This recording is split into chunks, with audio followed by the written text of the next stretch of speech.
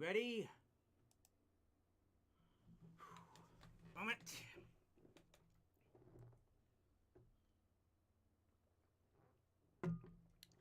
And welcome everyone once again to the Rowdy Ranger live stream. And welcome to Game 2 of the American League Division Series between the Texas Rangers and the Baltimore Orioles. The Rangers lead this series 1-0 after yesterday's 3-2 victory at Camden Yards. The Rangers got a home run from the rookie sensation Josh Young that proved to be the big difference. The bullpen actually managed to get the job done and prove that they can deliver under the pressure and the bright lights of the postseason. And as a result, the Rangers won the first game of a division series for the 4th time in their history. All 4 of those games have come away from Arlington, Texas. And for a moment, it looked like there was some camera difficulties on the broadcast stream, but it looks like they've gotten them back together. What do we have here? Jordan Montgomery is on the mound for the Rangers in this one after his brilliant performance in Game 1 of the Wild Card Series against Tampa Bay, in which he had, I believe, 7 scoreless innings, if memory serves me correctly.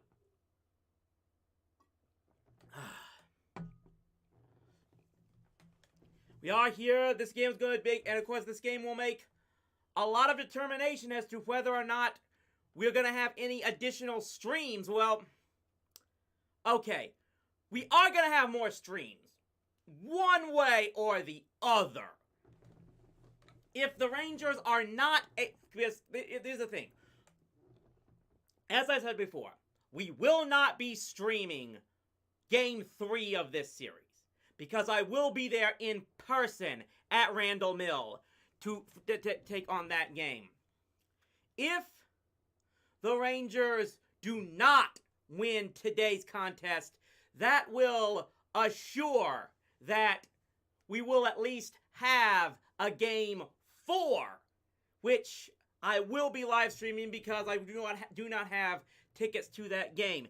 If the Rangers win tonight, they does guarantee at least one or two more, I think at least 2 more live streams by my count, because that will mean either they will win Game 3 and end the series, and means we will be broadcasting, should very likely be live streaming the American League Championship Series, or they go to Arlington up 2-0, do not finish them off in Game 3, and that means we will have the stream of Game 4 one way or another. And that, of course, is something that you have to hold your breath on, because as I have pointed out before, the Rangers are amazingly 1-11 all-time in Division Series games played at home.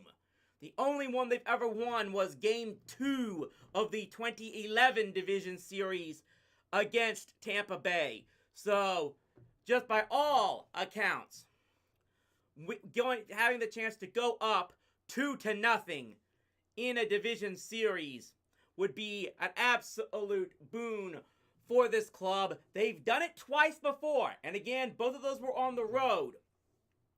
They went up 2-0 against the Rays back in 2010, and that ended up winning that series in 5 games, because they ended up, after losing the next 2 in Arlington, they won the first 2 games on the road in Toronto back in 2015, only to lose 3 straight in that series after dropping the 2 games they had in Texas, and then that Game 5 in Toronto that we do not like to talk about here.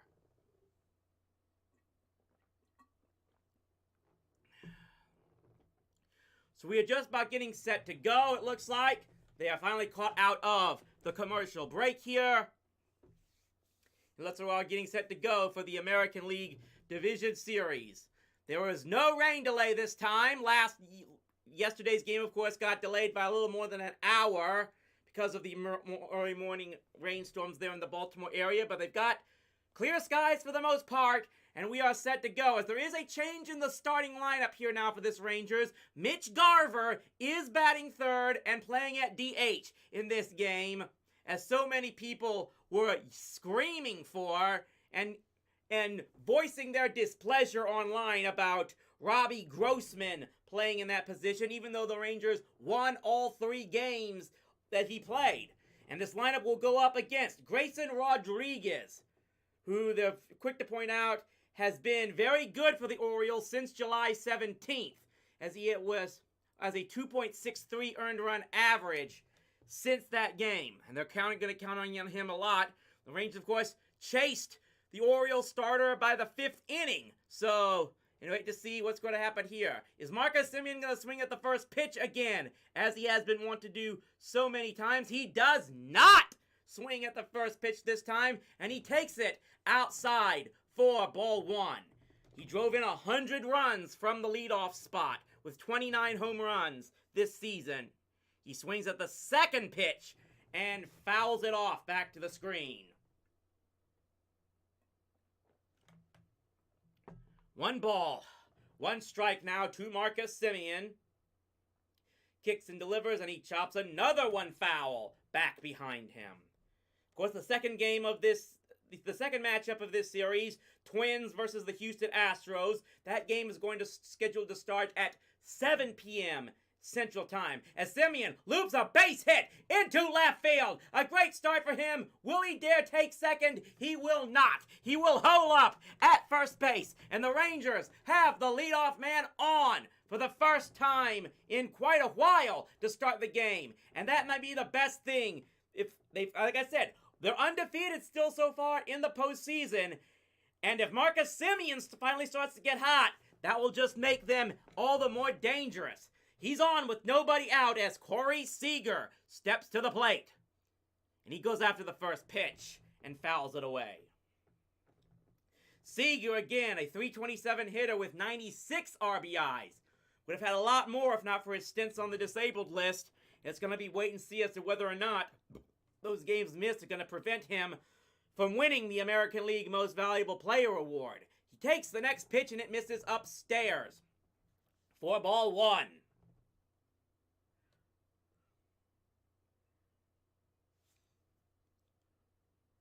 Rodriguez taking his time for a moment, but now he's ready to go.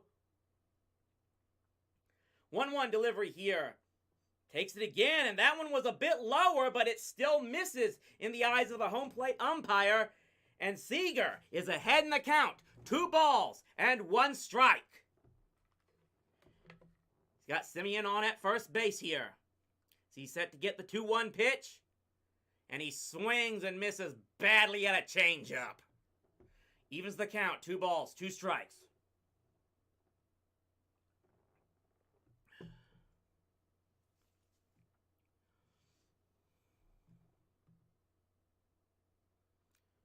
Rodriguez ready to go here.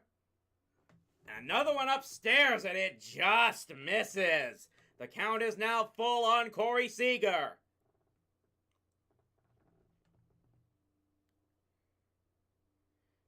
Payoff pitch coming here from Rodriguez. And he misses! Ball 4! The Rangers get the first batters of this game on base to start. Seager draws the full count walk after Semien had the leadoff base hit. And it's going to be 2 on with nobody out as Mitch Garver steps to the plate, and it's time for him to deliver after so many Rangers fans demanded he be put in this spot. He supposedly is in here because he is a very good fastball hitter, which Grayson Rodriguez is known for more than anything else. Batting from the right-hand side. And he starts him with a curveball, and this one drops in there for strike 1. Garver was a .270 hitter with 19 home runs and 50 runs batted in on the season. It's the first batter to get behind in the count here. And that one just misses. 1 ball, 1 strike to Mitch Garver.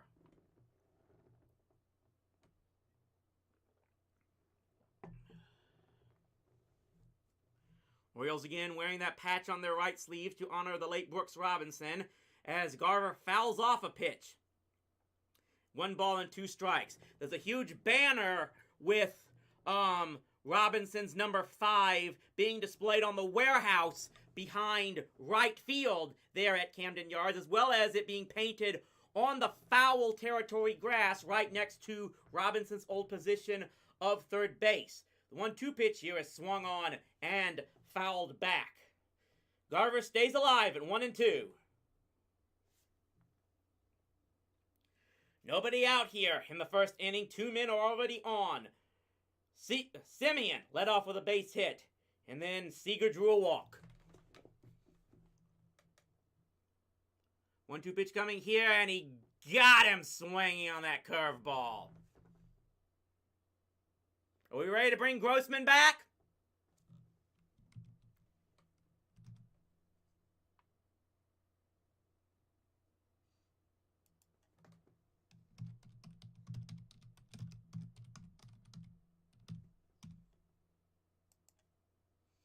Just had to point that one out on the Twitters. Which one now here? Mitch Garver swings and misses at a very high fastball for strike 1. Had a base hit and scored in yesterday's win. Drove in 107 on the regular season. Glad that James Faraci and everyone else is here are tuned in to this Game 2 live stream as he swings on. And this one he makes contact, but he fouls it off. And Adolis Garcia is behind in the count at no balls and 2 strikes. Rangers really, really hoping they can take advantage of this opportunity as they have Rodriguez in a jam early on. But now there's 1 out, and their cleanup hitter is behind, no balls and 2 strikes.0-2 delivery coming here. Another high fastball that he swings and misses at. And the Rangers now have 2 outs with the 2 men on.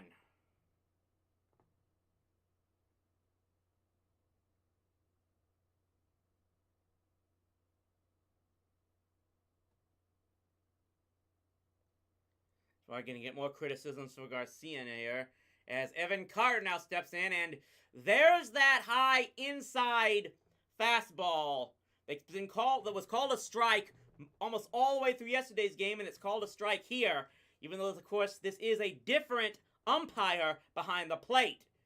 As they rotate the positions on the crews here. The 1-0 pitch, this one's over to the outside of the plate and a bit higher, and it misses for ball 1. Carter has been the breakout star so far in this postseason, at least for the Rangers. He kept it up again yesterday with an RBI. 1-1 pitch here takes that one, and it's in there for strike 2.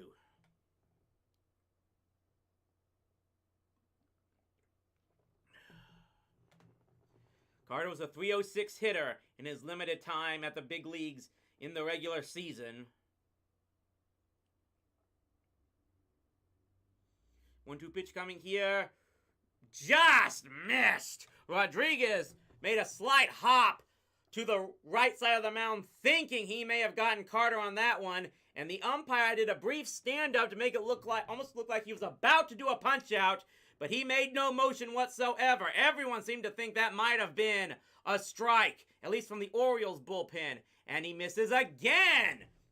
And Evan Carter has worked the count full. Jonah Heim is on deck for the Rangers.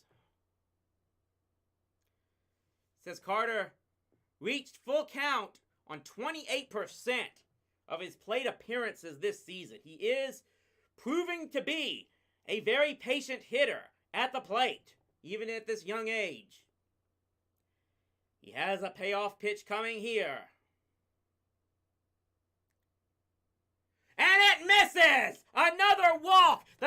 second base on balls for the Rangers in this inning, and the bases are now loaded with 2 outs here in the first inning. And Grayson Rodriguez is having his struggles here for Baltimore. Seems like a lot of Orioles players are not liking some of those calls.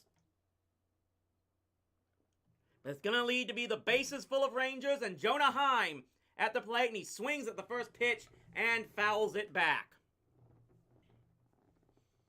We had an opening base hit from Marcus Semien, the walk to Corey Seager, and now a 2-out walk to Evan Carter.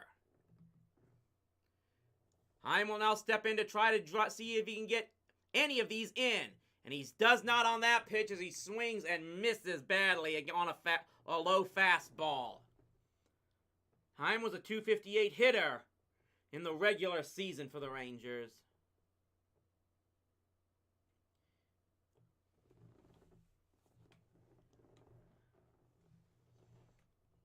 No balls, 2 strikes here. This could be a big difference as to how this game can go if they can strike and get to him early.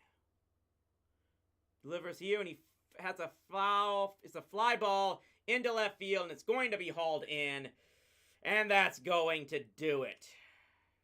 The Rangers strand the bases loaded. So we're going to have to rely so far on Jordan Montgomery to hopefully try and not cause that to lead to anything. We'll go to the bottom of the first here in Game 2 of the American League Division Series.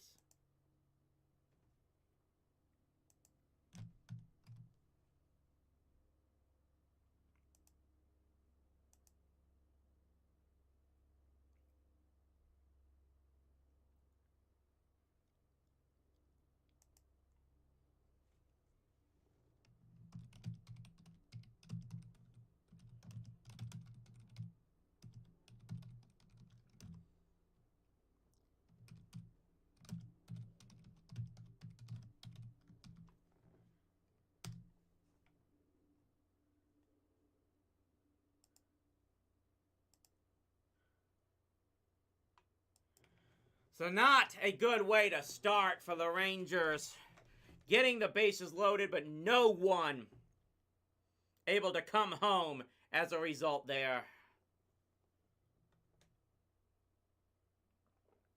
And I can already guess the bitching going on Rangers Twitter as of right now. Again, I'm trying my best to avoid that, especially during the play itself. Because again, I know my stream, as in the television stream I'm watching this on because I use Fubo TV, is probably at least a minute behind everyone else.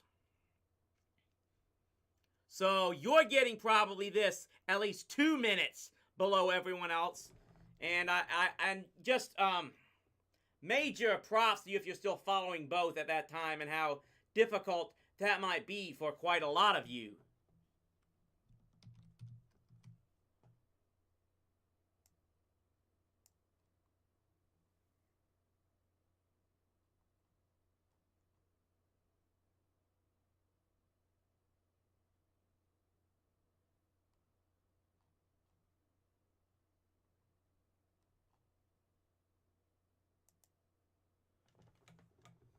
So there's some changes for the Orioles batting order as well. Adley Rutschman is now leading off, and Ryan Mountcastle is batting second as Gunnar Henderson now moves to the cleanup spot. And that's among the lineup that Jordan Montgomery will face, who was 10-11 overall with a .320 ERA. A lot of those losses, of course, came when he was in St. Louis, as he was a deadline acquisition by the Rangers.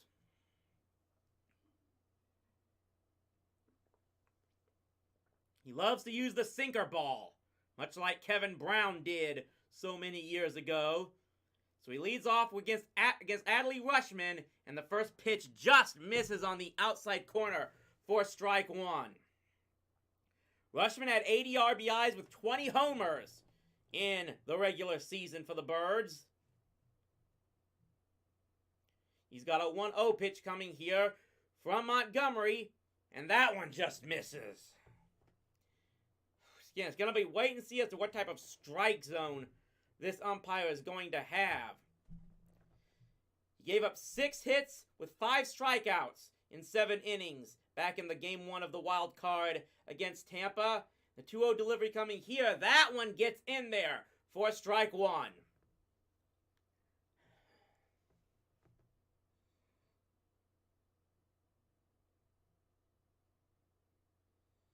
2-1 delivery.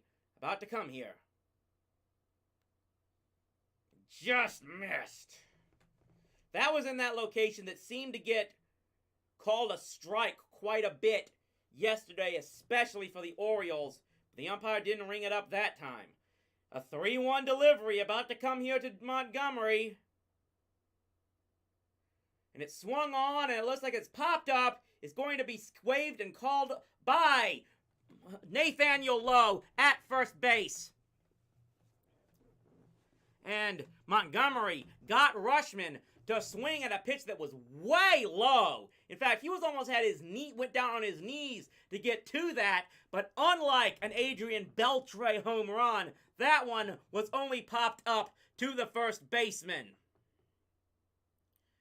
Montgomery with an 0.53 ERA in his last 5 starts, including in the postseason. He has had his game on here late in the year. He misses outside for the first pitch to Ryan Mountcastle, who was 1 for 4 with an RBI in yesterday's game. 1-0 delivery coming here. And he swings at that one and fouls it back towards the first base side.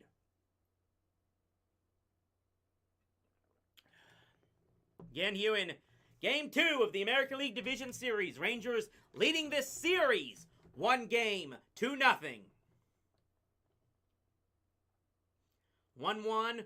Delivery coming here, and that one misses way up and outside. And you just had a feeling that one was going to get away from the moment it left Montgomery's hand. The Orioles have struggled recently. They've had a 190 average so far in the postseason. And that time Montgomery does get the strike on the high corner. And it evens the count up at 2 balls and 2 strikes.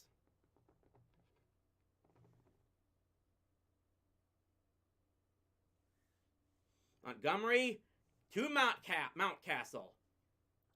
2 balls and 2 strikes delivery coming here. And he just fouled it off. Umpire puts both hands up to signal the foul ball. Montgomery, or rather Mountcastle, just stays alive. And will do it once more with a 2-2 pitch. Left-hander delivers, just misses low. Full count here.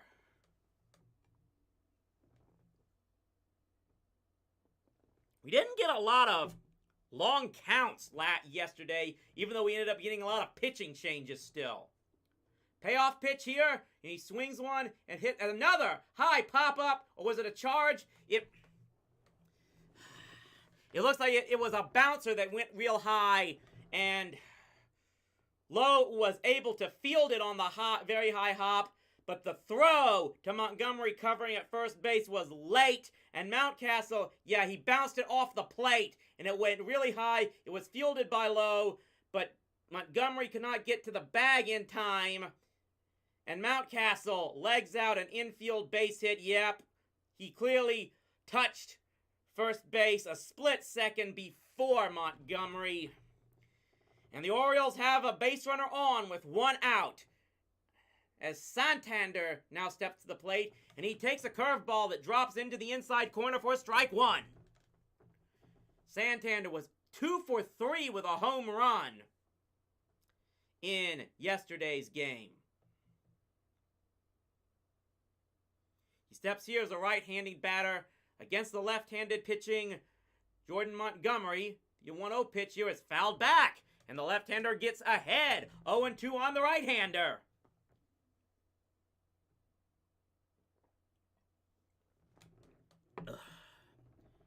definitely wait and see how much more often we'll be doing these live streams. At the very least, I seem to be getting the flow of it. I hope more than ever. Maybe we'll find some other gimmicks to stand in as we go on. Montgomery has an 0-2 pitch coming here. And this was another pop fly. It looks like it's going to be hauled in by Corey Seager, shallow on the outfield grass. That's going to force the runner to stay put at first base, and Montgomery now has 2 outs in the first inning. The Orioles have sort of been going after those low pitches. Like I said, Montgomery loves the sinker ball. That's going to be wait and see as to how much that proves to be to his advantage. He's made 2 plays they've made 2 plays so far by the infielders and 1 near play. It's the only reason that's not 0-3 so far. The first pitch is way low to Gunnar Henderson.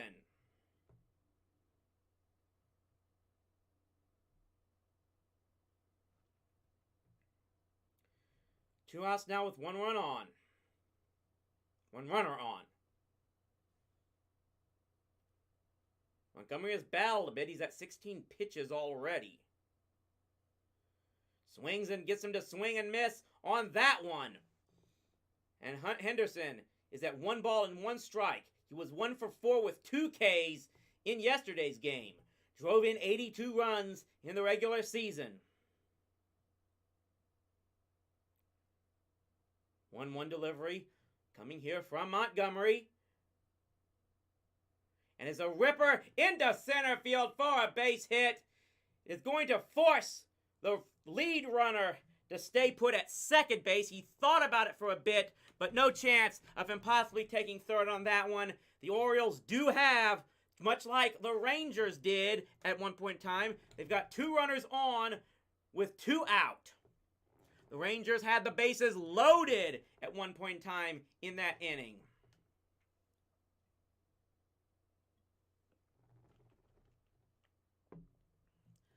So now it's first and second with 2 out. First pitch coming here to Hayes. Misses for strike 1. Misses for ball 1, mind you.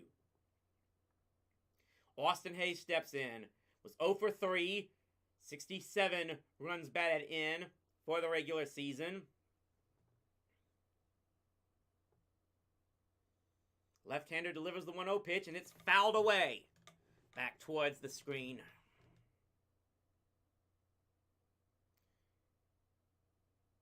The Orioles were 1 for 10 with runners in scoring position, including 2 double plays and a caught stealing. They were 1 for 9 with 2 outs. Throughout the multiple Rangers pitchers that got used in that game.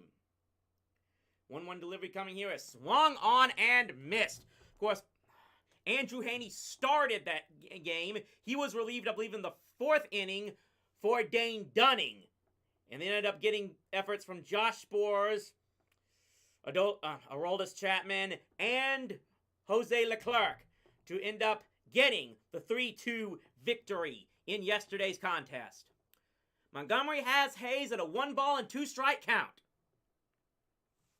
2 runners on, trying to get out of this inning, much like his counterpart did in the top of this frame.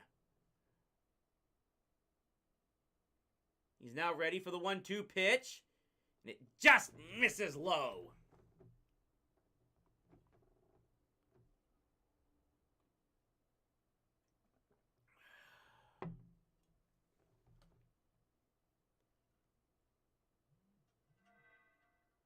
Wasn't biting on that sinker.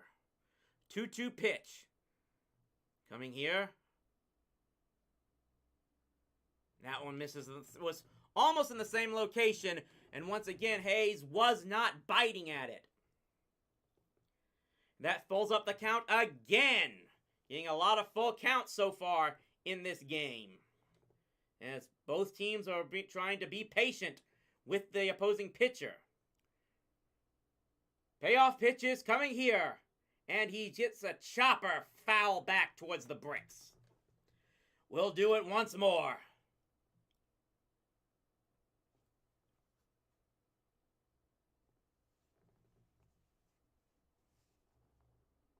Got some handful of Rangers fans up there in Baltimore for this contest. Another payoff pitch coming here from Montgomery.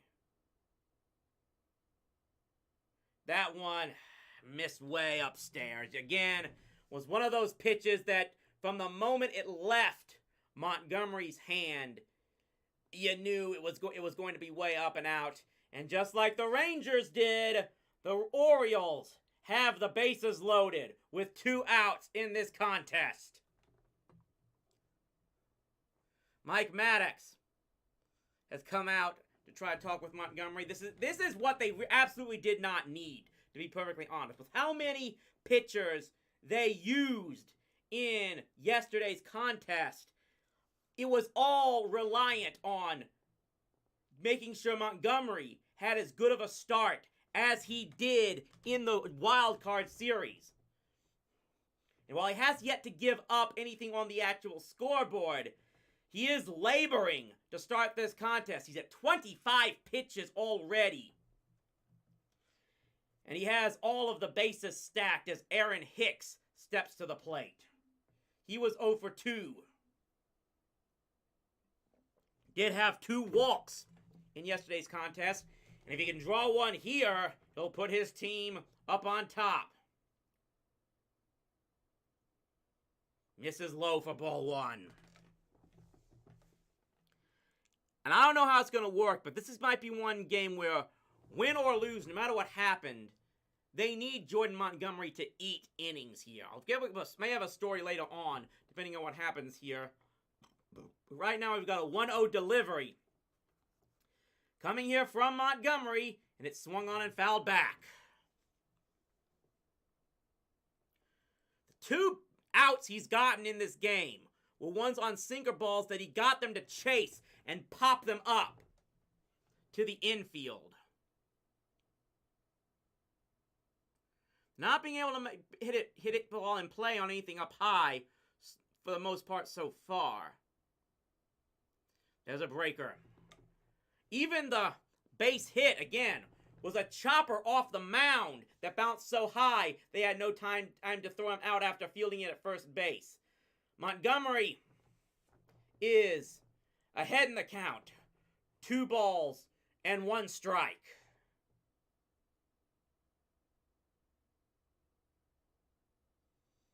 Throws this one straight down the middle, and Hicks is able to foul it back again. 2 balls, 2 strikes.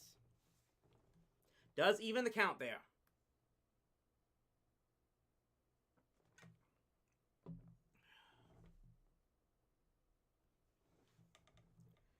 Montgomery trying to get out of this inning. Both pitchers with their struggles to start this game, though no score yet. 2-2 delivery here is fisted into right field. A base hit that's going to score at least 1 run.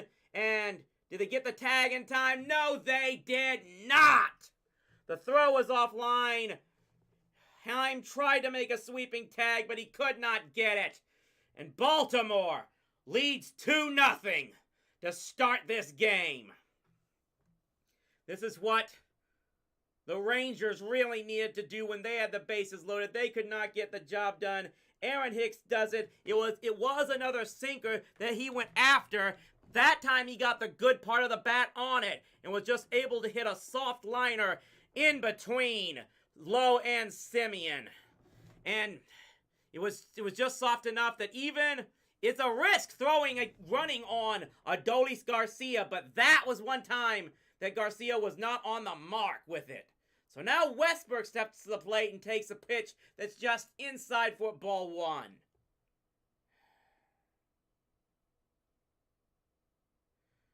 Westberg was 0 for 1 yesterday.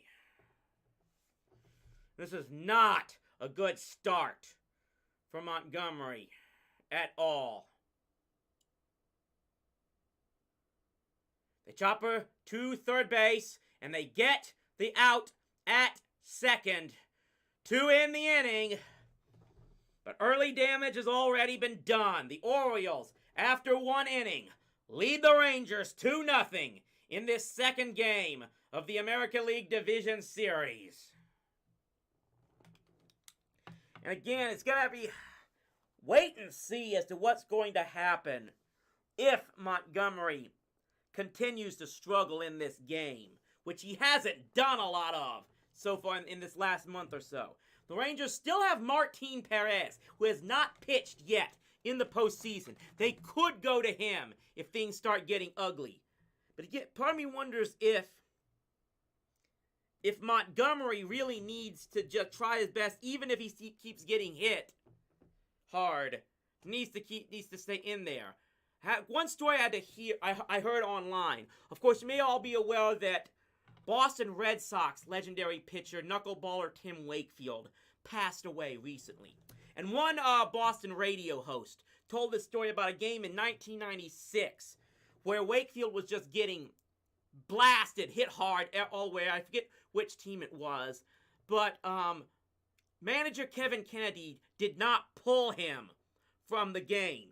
Despite him continuing to get hit, he ended up giving up 8 runs on 16 hits, I believe. And Kennedy basically went to Wakefield and told him, I need you to take a bullet here.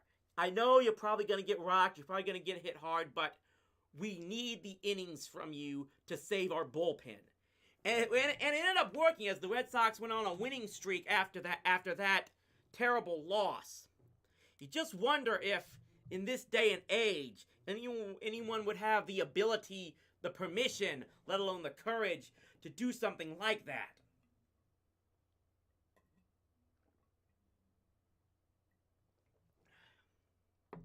Again, everyone is probably tentative right now. Because again, as I pointed out, the Rangers do not have, historically, a good record at home in this particular playoff series.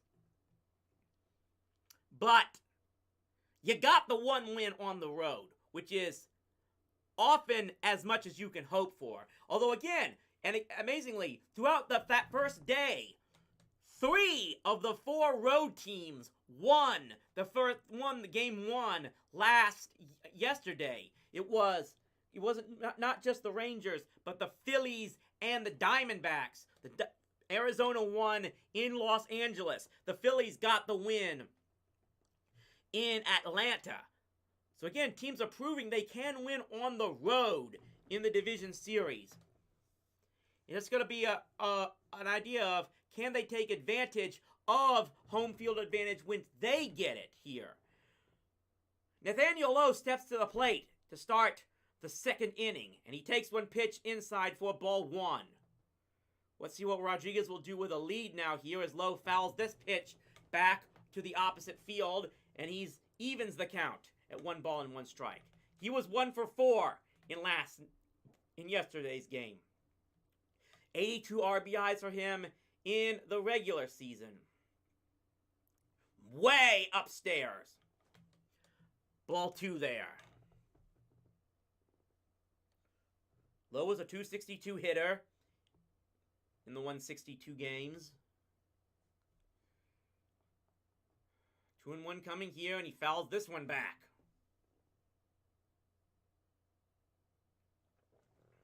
Two and 2 count here. The Rangers are facing a team that was 61-19 when they scored first. That's 61 of the 101 games they won in the regular season.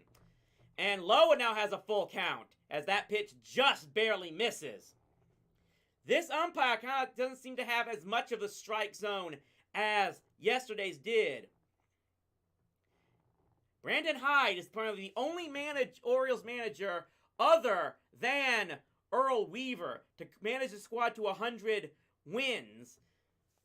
But Rodriguez is struggling again as he again draws another walk as Nathaniel Lowe takes first base. So it's 1 on now with nobody out as Josh Young, who had the home run yesterday, will step to the plate here. Rangers looking to try to threat. The four-seamer fastball there misses at 98 miles per hour. And Young is ahead, 1 ball and no strikes. Rodriguez himself is now at 34 pitches. Again, I have to wonder just what type of leash both of these guys will be on. Young is now ahead, 2 balls and no strikes, as that pitch misses way low and outside. Young, of course, missed 6 weeks late in the season with a broken finger, came back for about the last 2 weeks of the regular season. Yesterday's homer seems to indicate he may have found his swing back here, and he hits one that gets just past the diving second baseman and into left field. Lowe is charging into third, and he's going to be in there as the throw is into second, and the Rangers are threatening. Once again, they have first and third with nobody out here in the second inning.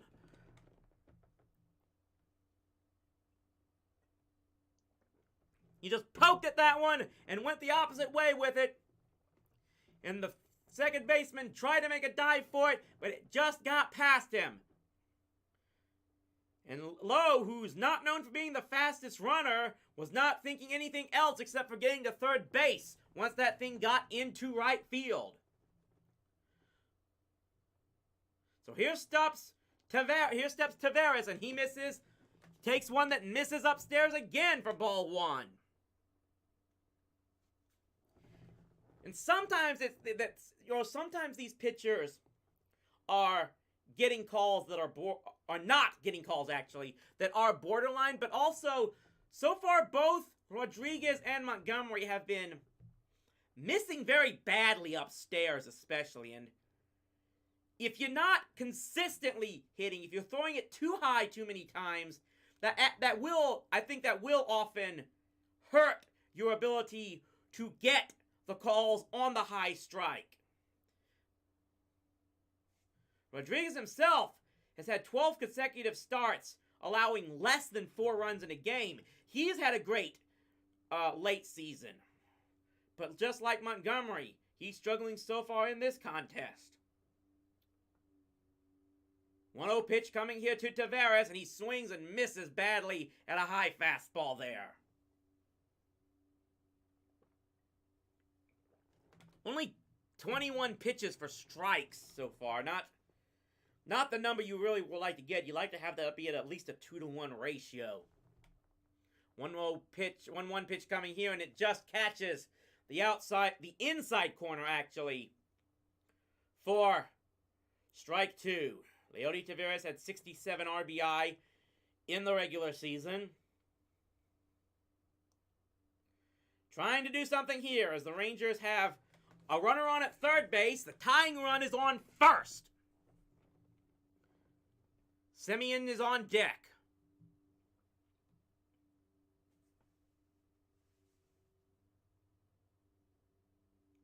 1-2 pitch coming here. And he pokes this one into left field. They're going back for it. And it looks like they are not going to get it. It's up against the wall. 1 run is going to score. And they try to throw to the plate here. It's way offline. The Rangers have tied the game on the wall. Busting double by Leody Taveras. It's 2-2 in the second inning.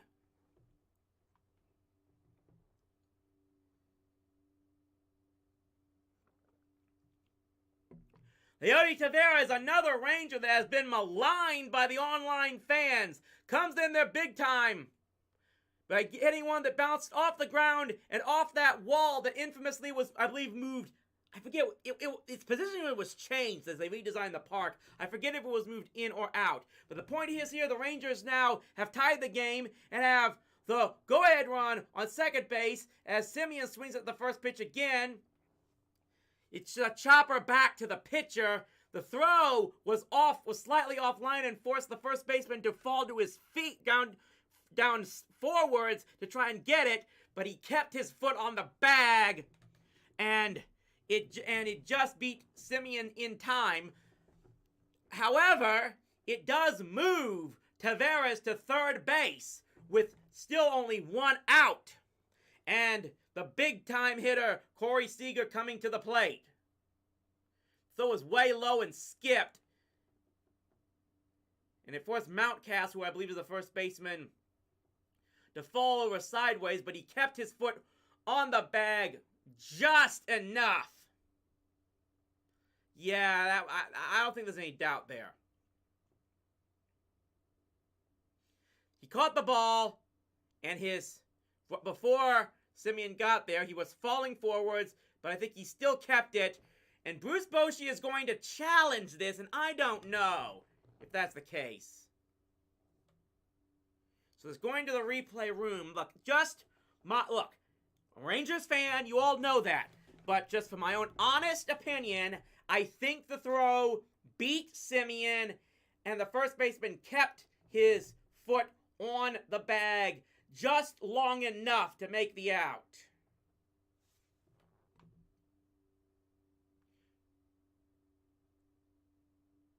So they lose a challenge there as the call is upheld. And yeah, I think it's the right call.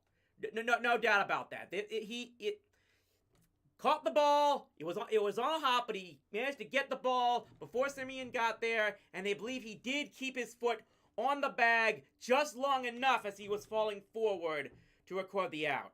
It's still, again, go-ahead run is now on at third base with only one out as Seager steps to the plate and takes ball one. He drew a walk his first time up in the first inning. Rangers right now might like him to do something more than just draw a base on balls. Swings at that pitch and fouls it back. Just about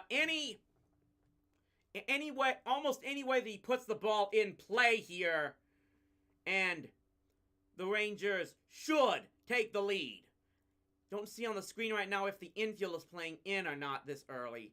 I think they might be now, as he takes one that just misses for ball two. You can actually see the shortstop in the bottom half of the screen, so it seems like he's actually playing pretty far in.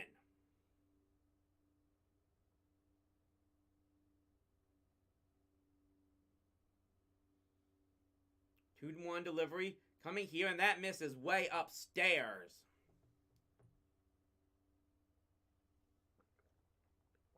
Mitch Garver is on deck. Seager might very well get a very good pitch to hit here. 3-1 delivery here is swung on, and he fouls it back again. It just falls into the stands here behind third base. Third baseman gave it a run, but he ran out of room. So it's 3 balls and 2 strikes now once again to Corey Seager. I believe he had a full count his last time up where he drew the walk. Infield is in fact in now, as I can see. Hoping to try and prevent the go-ahead run from coming here. And Seager is not going to get the chance to drive in that run. He draws another walk as that one missed high upstairs. So now the Orioles have the opportunity at the double play.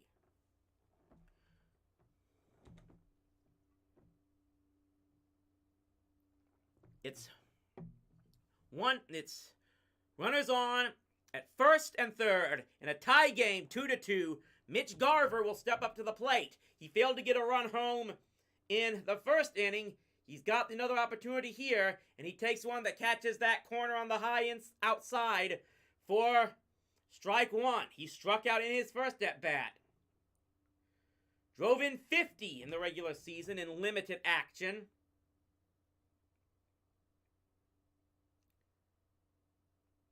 One delivery here, swings and misses badly. Right now, Mitch Garver does not look like everyone was so wanting him to start. And he supposedly starts here because he is a good fastball hitter. But he's not doing much against Rodriguez's stuff so far. 0-2 delivery is a chopper. Way low foul. This should allow the run to score, though. And the throw is not in time to first base. He doesn't hit the ball well in any way, shape, or form. It was a half-hearted, a faux bunt almost, but it does end up getting the job done as Taveras is able to come in and score. And what's more, Rodriguez, I think, had to go all the way himself to get it because Garver's running actually impeded the catcher, and Rodriguez had to go for it himself, and his throw, it was way high and just beats out the throw there. No challenge for the Orioles as they now have runners on at first and second. The go-ahead run has been driven in for the Rangers. They now lead it 3-2 as Adolis Garcia steps in. He takes the first pitch for strike one. 0-1 delivery here. Didn't bite on that one. And they appeal to first base, and the umpire says that Garcia did not swing on that pitch. 1 ball, 1 strike. 3 runs in for the Rangers in this second inning. 52 pitches already now for Grayson Rodriguez. 1-1 delivery here as a chopper up the middle and into center field for a base hit. He'll land third and score will be Corey Seager, and it's a 4-2 lead for the Rangers. They conceded 2 in the bottom of the first inning and have now come back to double up on the Orioles. 4-2 lead in the second inning of Game 2 of the American League Division Series. Garcia, the much maligned cleanup hitter, comes through for Texas.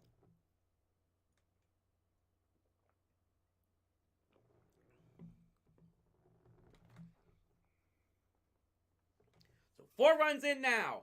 Swing and a miss there by Evan Carter, who steps into the plate. There's still only 1 out. Runners on at first and second once again. Carter drew a walk his first time up in the first inning.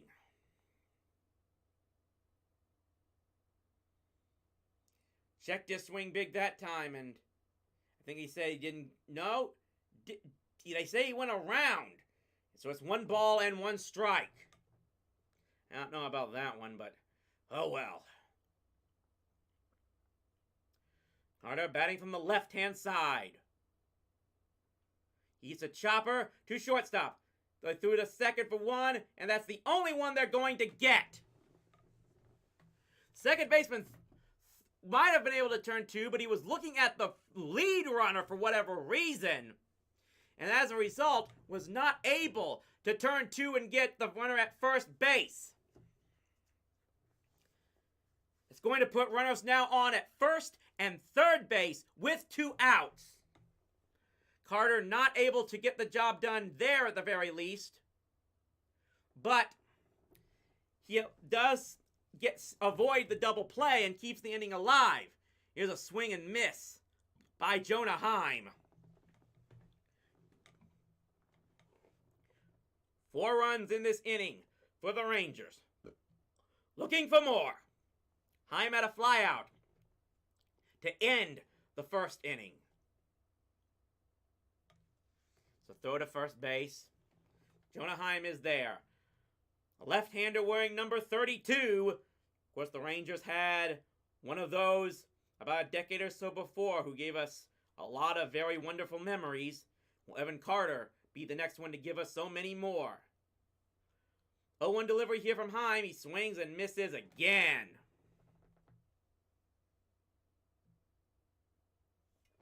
This already is getting the idea, the feel that's going to be a much higher scoring affair than what we had last time. The 5 runs isn't anything to be shabby about. 0-2 delivery coming here, and he pokes this one into left center field. Another base hit, and another run comes home. They fire into second base, but the Rangers now lead 5-2 as it's Heim time, as they like to say online. He delivers, and it looks like that is going to chase Grayson Rodriguez out of the ball game. An opposite field hit. He went after the high fastball, and it found the hole on the left side of the infield and drives in one more run. It's a 5 spot for the Rangers, and they're still not done. They're just going to end up going with another, with a new pitcher here. We've got a pitching change. I need to eat more drink. We shall be right back.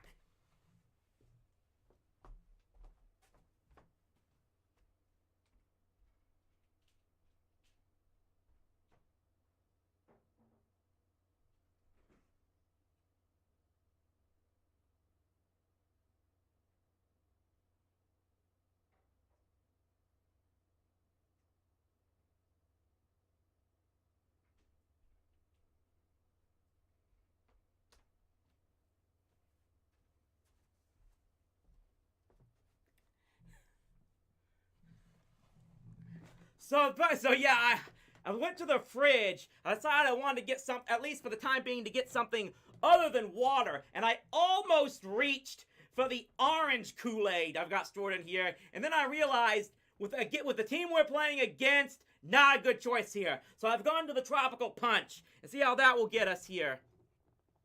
As it has indeed been an extremely exciting game to start it off. The Rangers now lead 5-2, having scored 5 runs in the second inning after falling behind 2-0 in the first.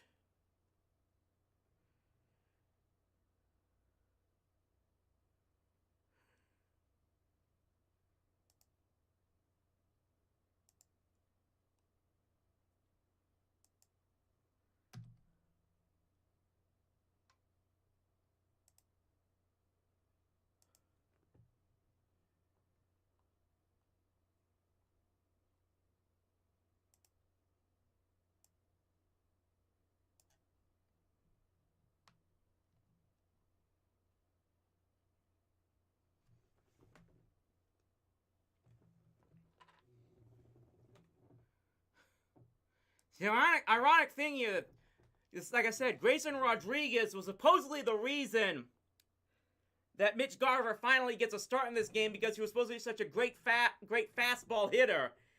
He had probably the weakest hit of all the Rangers who've gotten him in this inning, though it did end up driving the go-ahead run. If memory serves me correctly. I've forgotten who's done what so far already, as they've scored 5 runs in this game, and then Danny Coulombe, I hope I'm pronouncing that correctly, Coulombe, will come in. He did pitch in yesterday's game.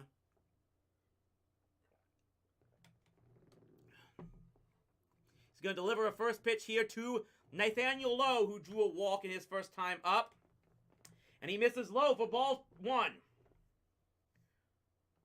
Lowe did score a run, scored the first run of this game, as the Rangers have already batted around in this second inning. Played at 5 in just the second frame of this game 2. Next pitch in there drops into the outside corner for strike 1. So Montgomery, a big relief here.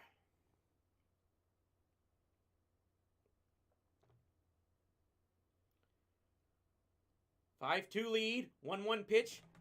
Catches the outside corner on upstairs for strike 2.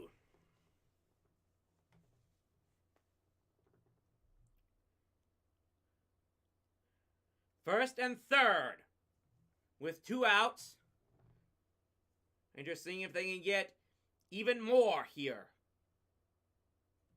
And there's someone wasn't ready, and we ended up stepping off the mound. The umpire allows it. This may be a long game, but not for lack of stalling, thanks to the pitch clock. 1-2 pitch here, bounces in the dirt for ball 2. We're already approaching an hour into this contest, and we're not even halfway through the second inning. This one could just be attributed to bad pitching so far. 2-2 delivery here is swung on and missed. The inning is over, but not before tremendous damage by the Rangers. They score 5 hits. They score 5 runs in the game, and they now lead Game 2 of the American League Division Series 5-2 over the Baltimore Orioles.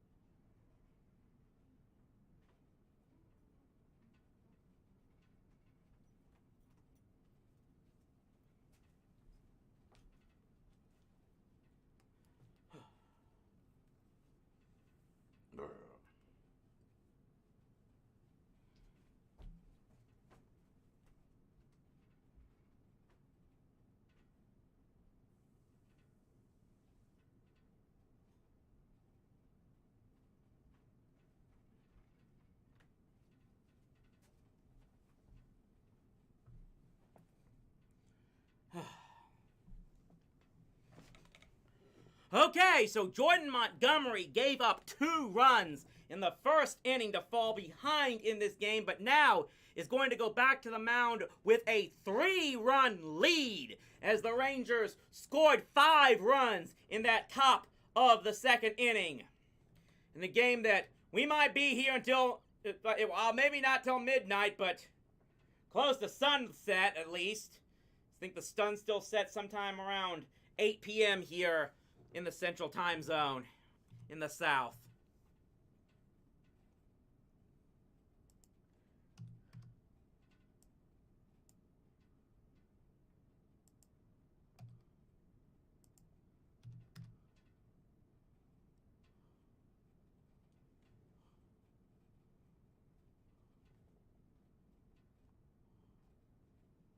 As they chase Grayson Rodriguez, who only lasted an inning and 2/3 and gave up. And he just doesn't hit. Apparently he's not very good against the Rangers. We got him in less than 3 innings, or just less than 4 innings, the last time they faced him back in May. So they chase him here. And Montgomery goes right to work. He's ahead no balls and 1 strike to Cedric Mullins, who was a .233 hitter in the regular season. He swings and fouls this one back into the right field corner as it bounces that way. So Montgomery, who had trouble with his control in the first, has the first hitter of this inning behind. He's ahead of him, no balls and 2 strikes. I've gotten a lot of confidence. Is he going to get more confidence from the run support? We'll wait and see. It's a good start so far. No 2 pitch. Coming here, and he chops this one foul. We'll do it once more.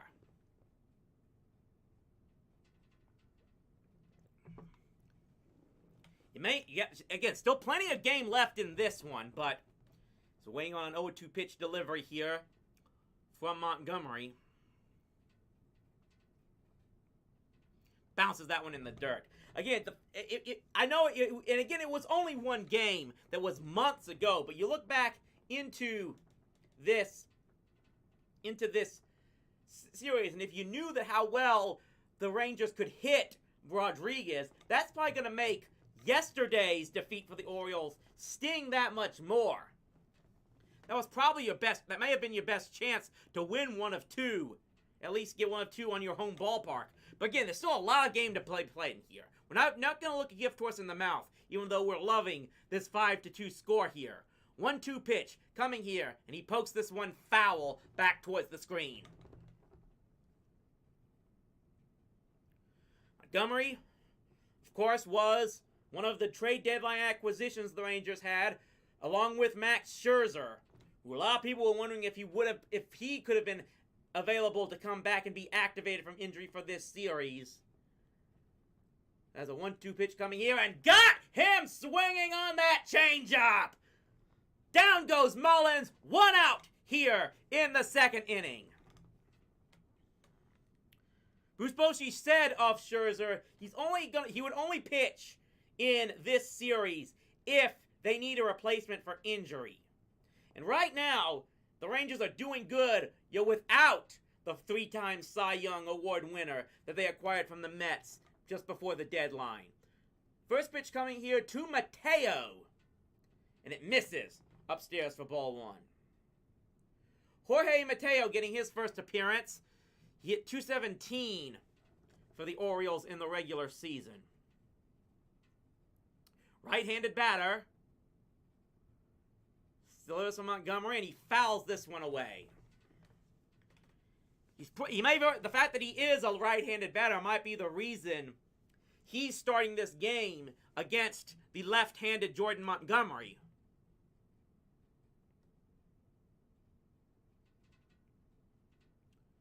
He's at 40 pitches already, though. Has a 1-1 delivery coming here, and that one is fouled back. They're going after his low pitches. And I think you probably know everything's going to be, if he's got his game on, everything is going to be below the belt for the most part. You're just going to have to try your best at it. 1 ball and 2 strikes here to Mateo.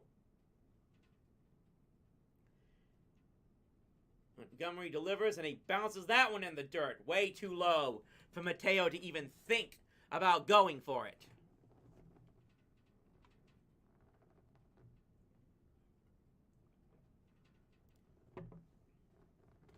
Joe Davis and John Smoltz on the Fox Sports 1 broadcast for this contest. Of course, I've got them muted, so not bother here. Here's a flare into center field, and this actually got a lot more distance than I thought it would go, and it's actually going to go all the way to the wall. A one-out double for Mateo here in the second inning.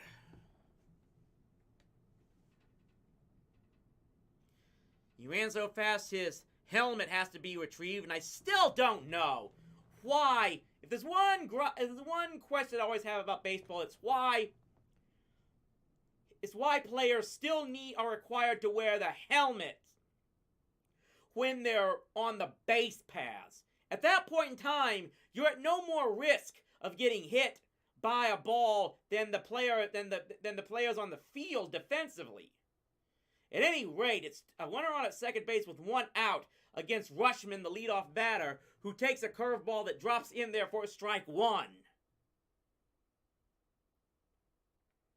Rushman is 0 for 1. Had the high pop-up to start this game. Montgomery would like to get a much more cleaner inning than what he had in that first contest. Umpire signals timeout for just a bit. Now he's getting ready to get back in. Just trying to get a clean inning. After scoring 5 in the top of this second frame. 0-1 pitch here. Misses low, ball 1. Adley Rutschman had 20 home runs and 80 RBI in the regular season. Rangers trying to hopefully try to win their 4th consecutive postseason game. Remaining perfect since the 162 ended. 1-1 delivery here is a rocket right to Josh Young, who double clutches, fires to first, still gets him in time. That's going to move the runner to third base. As maybe he might have been looking to possibly get, Young may have possibly thought about seeing if he could get the lead runner. Probably shouldn't have overthought that too much. He gets it to his right side.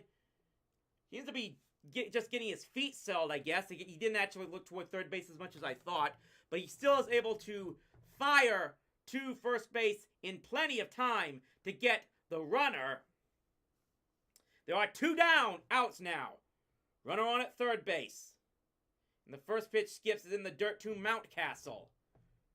Mountcastle has so far been one of the big problems in this postseason, in this series for the Rangers. He's 1 for 1 in this game already. Hopefully try to get him out here and get out of this inning unscathed.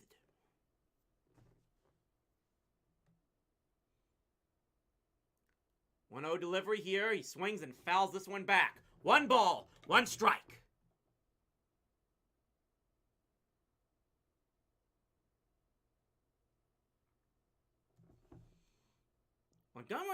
Mountcastle has the Brooks Robinson patch on his left shoulder, his left sleeve. Of course, when I've seen others with it on their right sleeve for some reason. 1-1 delivery here is fouled back. Brooks Robinson, of course, a legendary player for the Baltimore Orioles who passed away just before this series started. Orioles already have other guys warming up in the bullpen, and that really shouldn't surprise them, given that they had to go to an emergency guy in the last inning who had pitched in yesterday's contest. 1-2 pitch coming here to Mountcastle. He just gets a piece of it foul. Did he? No, it looks like he didn't get it as a ball, and in fact, it just gets away from Heim, who was able to still stay in front of it and prevent the runner, keep him at third base.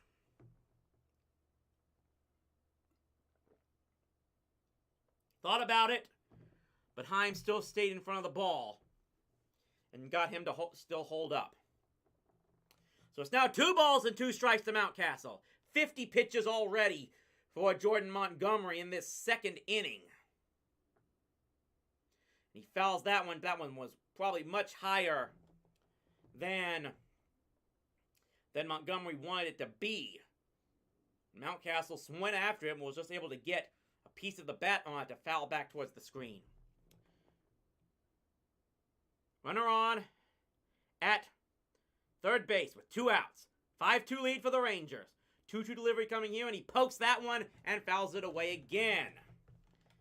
So I'm starting to get the feeling that Montgomery's not going to last much in this game, and I would imagine that will mean we probably will see Martin Perez in this game at some point in time. 2 balls and 2 strikes. Montgomery set to deliver here, and he just misses inside. 3 balls and 2 strikes. Again, you might want to blame the umpire for not having the strike zone that yesterday's had, but again, these pitchers, they're missing upstairs a lot, and that's not going to work in their favor. Payoff pitch coming here to Mountcastle. Montgomery delivers, it's the chopper to shortstop. Seager should have this. Fires it straight to first. Gets out of the inning. The Rangers get the famous shutdown inning and hold the Orioles scoreless in the second. We will go to the third with the Rangers leading Baltimore 5-2 in Game 2 of the American League Division Series.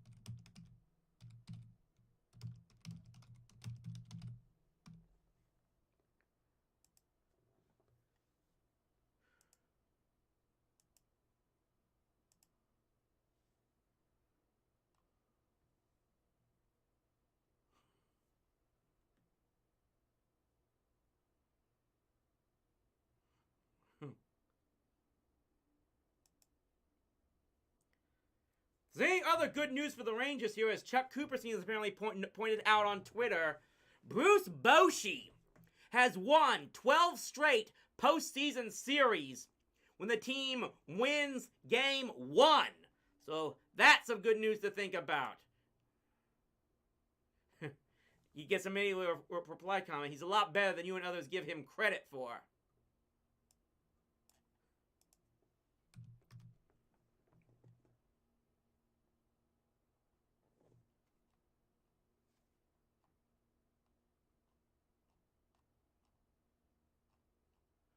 Will very likely be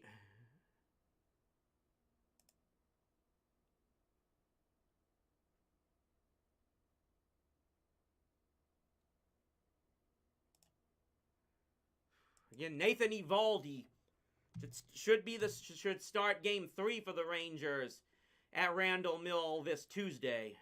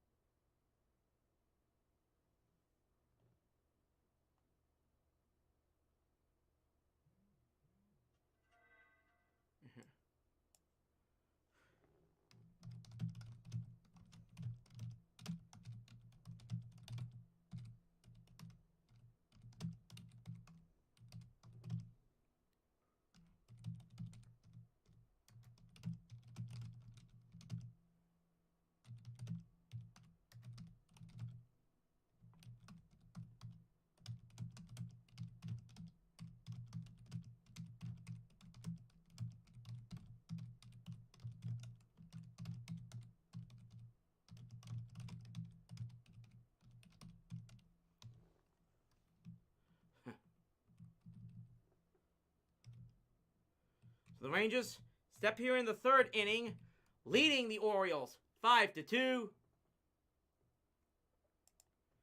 First pitch is ball 1 to Josh Young. Brian Baker is now on the mound for the Orioles. He had a .460 ERA in the regular season for Baltimore. 1-0 delivery here. That one is a curveball that catches the outside corner. Josh Young singled and scored in the second inning. At 70 RBI in the regular 162. 1-1 delivery. That was really lost control of that one. It tails too far upstairs and out inside.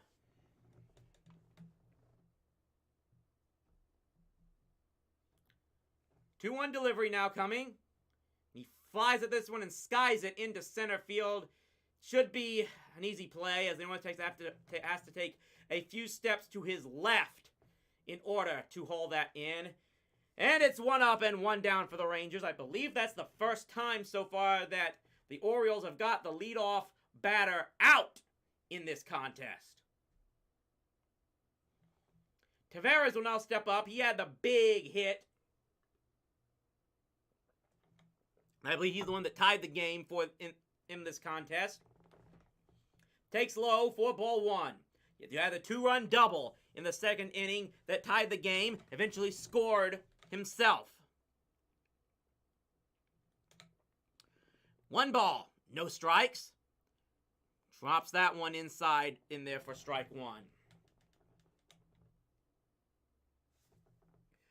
So the Rangers have already chased the Orioles starter for this one, and the Baltimore is now on their 3rd pitcher in as many innings. That pitch, to steal a quote from one Mr. Harry Doyle, as played by Bob Uecker, just a bit outside. Went all the way to the backstop off the catcher's glove, for those who want to know what actually happened. 2 balls and 1 strike now here to Tavares. That one misses. Ball 3. Just already got the feeling that we're probably going to see a lot. We may see quite a few more runs still in this contest. We might not be done. 3-1 pitch coming here, and that one misses way upstairs. Tavares draws the walk with 1 out. So he's going to take first base, and for Marcus Semien to step up.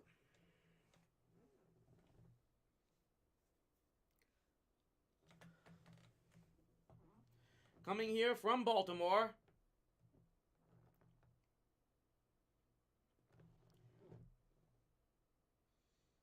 So now Semien steps up with 1 on and 1 out. Takes the first pitch that drops into the inside corner for strike 1. Semien had a hit in the second inning. Drove in 100 with 29 home runs in the regular season. 0-1 delivery here. That pitch misses way low, and Semien was not chasing it in any way. Semien's a durable guy. He has had the most games played of anyone in the majors since 2018. There's a throw to first. And again, one of the things I like about the new rule changes in baseball is the fact that we don't get a lot of that anymore.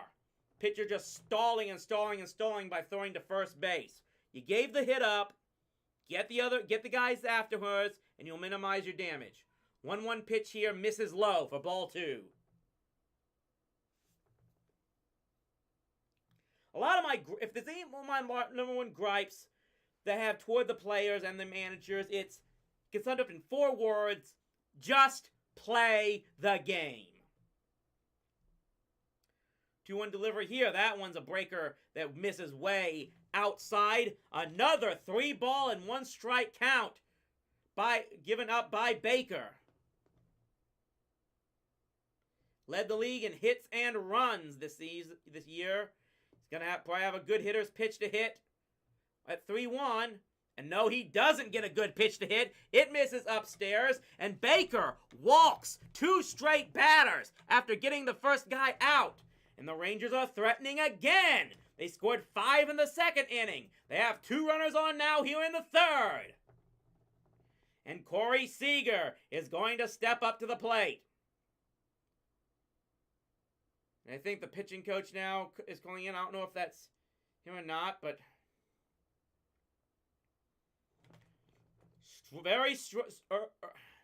last night, yesterday's game, you can't really attribute to blaming the pitching for the Orioles. They just got outpitched in a pretty decent contest in Game 1.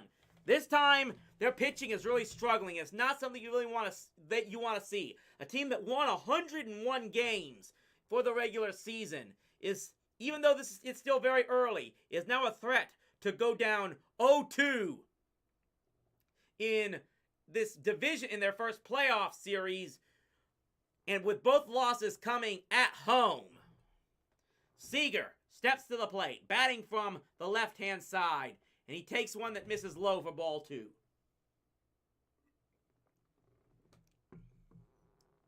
Ball 1, actually, my apologies.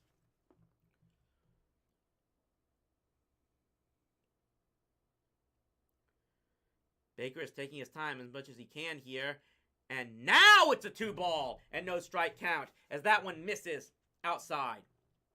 And of course, if there's any team that knows what it's like to fall behind 0-2 at home after finishing with the best record in the American League, it's the Rangers, who saw that happen in 2016. Seager went after a fastball high that time and cut on and missed it. He had the green light on 2 balls and no strikes. Although Baker has been struggling here, you really got to try to wait for something lower to get a better pitch to hit. Wait until he starts working the count more. As again, that next pitch, way low. If Seager doesn't swing at the previous one, he's now on with a walk. As it is, it's the third straight 3-ball and 1 strike count that Baker has now gotten himself into. And it's a third straight walk for Baker. He has walked. The base is loaded. The Rangers are threatening once again. I'm not sure. I have to double check to remind this, but they may have now loaded the bases for the 3rd time in as many innings. They definitely had the bases loaded in the first inning. I'm trying to remember if ever technically they were loaded back in the second. We've got so much going on here so far. And I'm not sure if it's the manager or the pitching coach coming out here, but I guess it is. Baker's done. The Orioles are going to go to their 4th pitcher already, as the Rangers are really forcing them now to tear into their bullpen. We are still only in the 3rd inning. And the Rangers, who scored 5 runs, they loaded the bases in the first inning, got no runs. They didn't get 5 runs in the second inning, and now they once again have the bases loaded in the 3rd inning. I said this early on.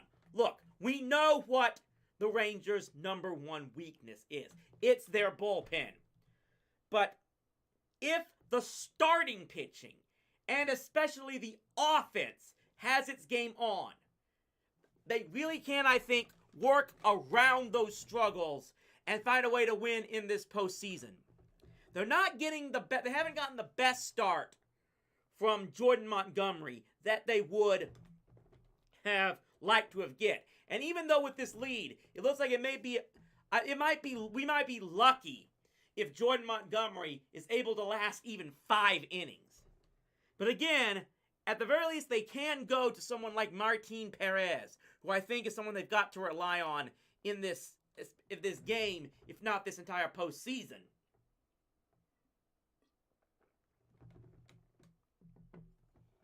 Again, if Perez could come in later in this game and give them the innings they need, this still might be a game where they can get the win and still preserve the bullpen and not have to go to it.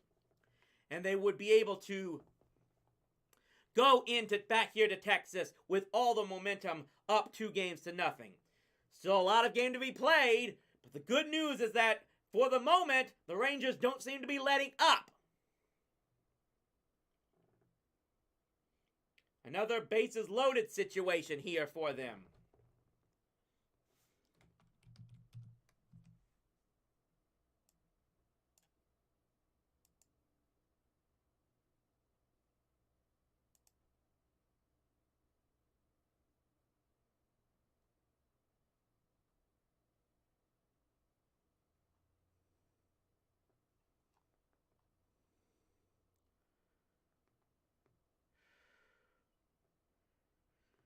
So here we go.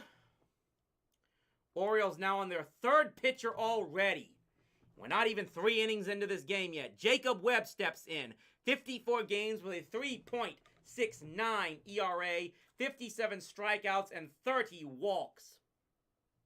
Having a lot of camera issues, it seems, so far in this ALDS, but we're back and ready to go. It's going to be Mitch Garver stepping to the plate with the bases loaded. Checked his swing, but the pitch was dropped into the strike zone for strike 1.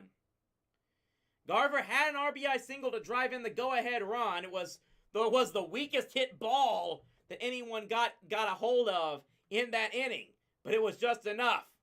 0-1 pitch here misses and skips away from the catcher for ball 1. He's 1 for 2. He struck out in the 3rd inning.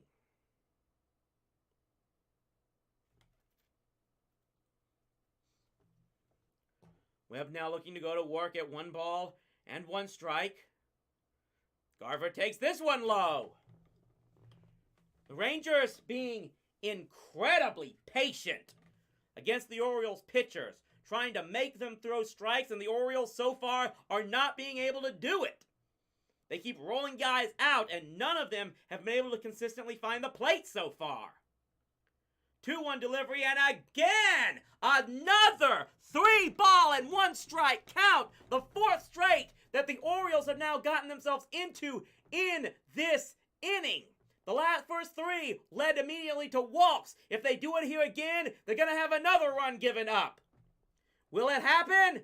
No, it will not. Garver has swung. Can it possibly be? It's up, over, and it is a grand slam for Mitch Garver. The Rangers have busted this game wide open. It is a 9-2 lead for Texas in Game 2 of the Division Series. I said earlier that Garver had the weakest hit ball that actually went for a hit in this game so far. He comes back in the next at-bat and absolutely has the hardest hit ball of anyone in this game. And it is a 9-2 lead for the Texas Rangers. First pitch, strike to Adolis Garcia. The Rangers in a game where how long their own starting pitcher can go might be questionable, are doing the job, making sure they get as many runs as possible with no clue as to how much of their bullpen they will have to use in this game. A swing and a miss by Adolis. I'd really like to see what the Twitter reaction was to that grand slam, but I can't risk going on there and getting spoiled as to what's happening in this after it so far. Misses that pitch. 1 ball and 2 strikes to Adolis Garcia.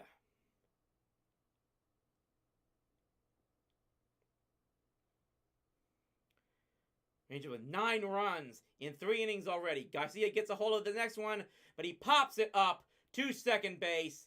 It's going to be caught just barely on the outfield grass. And that is the 2nd out of this contest. Pretty sure Rangers Twitter is going to be doing a whole lot of told you so's now with Garver, who just hit the 2nd grand slam in Rangers postseason history. The other one, of course, was by Nelson Cruz, who had a game-winning walk-off grand slam in Game 2 of the 2011 American League Championship Series against the Detroit Tigers. The one of his 6 home runs he hit in that series. It's an 0-1 count now to Evan Carter, who takes the next pitch inside for strike 2. Carter with a walk. He hit batted .306 after coming up late in the season for the Rangers. 1-1 pitch there, skips way in the dirt for ball 2.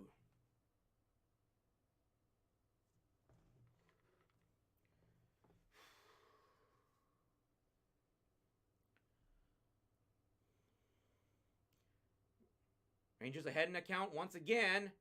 And Carter that time had the green light on 2-1. He cut on and missed badly on a changeup. Again, hasn't had many bad swings so far in this postseason. 2 balls and 2 strikes now.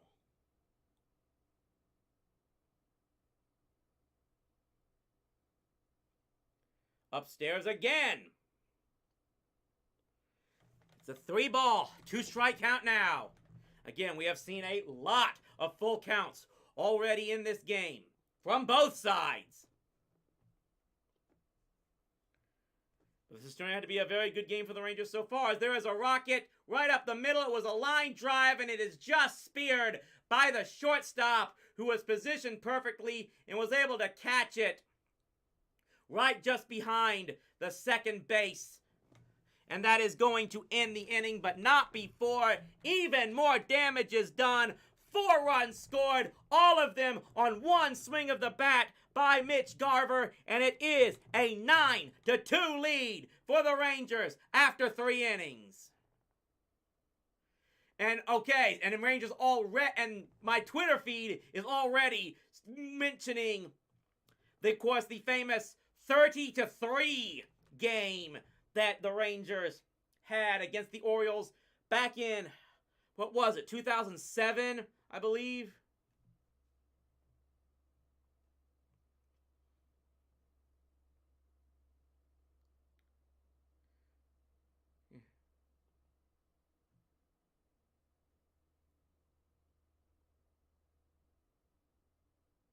Okay.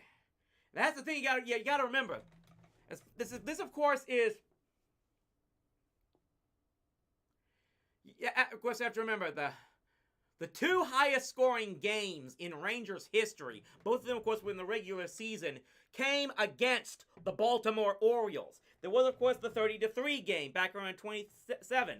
Before that, their highest scoring game came against the Orioles in April of 1996. I was actually at that game in which they scored 26 runs. The last 4, of course, were scored on a grand slam by Kevin Elster, who has now gone in, remembers in Rangers history very fondly. Yes, I am talking about the guy who also starred in Little Big League. I don't know if they're going to score 30 or 26 in this game, but they do have 9 in this contest so far. And again, just wait and see how much confidence that's going to continue to give Jordan Montgomery, and see if he can battle back to get as many innings as he can.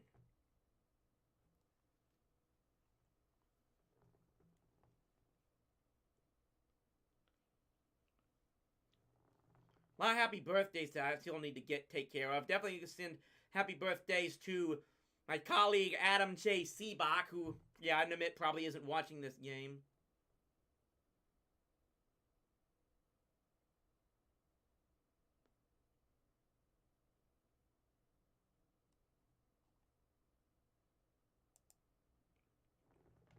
So we're going down to the bottom of the 3rd inning. Rangers already leading this contest 9-2.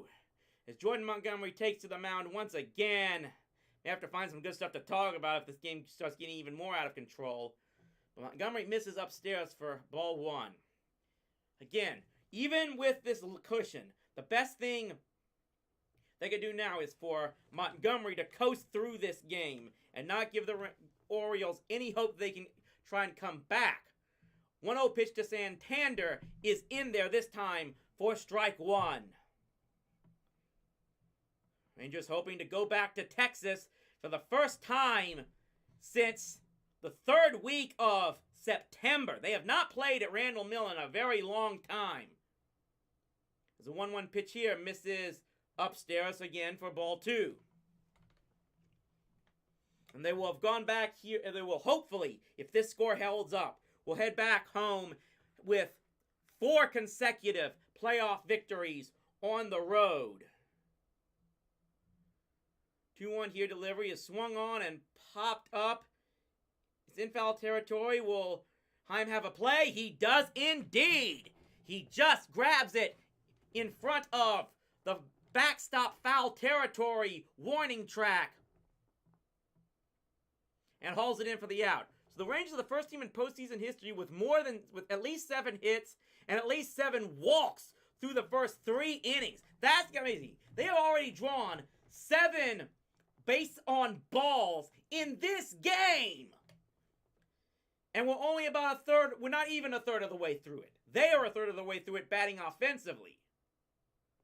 First pitch to Henderson misses for ball 1. Gunnar Henderson singled and scored back in the first inning.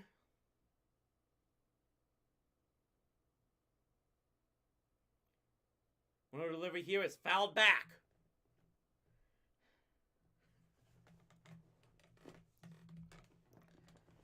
You just love to see a score like this, but again, you have to keep reminding yourself this game is far from over. This is a tough, very tough Baltimore team. They found ways to win in the regular season. Even though they don't have any postseason experience, we have a pitch that catches the outside corner for strike 2 on Gunnar Henderson. Both the Orioles and the Rangers coming in here came into the postseason starting with just as much playoff experience as the other. Although that's not exactly true. There's a way here for a 1-2 pitch from Montgomery. Bounces that one in the dirt. The Rangers have players that have had postseason experience and even have won world championships. Aroldis Chapman is unfortunately one of them. Another one being Max Scherzer himself. 2-2 pitch. Coming here. And he got him looking! Strike 3 called on the outside corner! 2 up, 2 down here in the 3rd inning. Whew!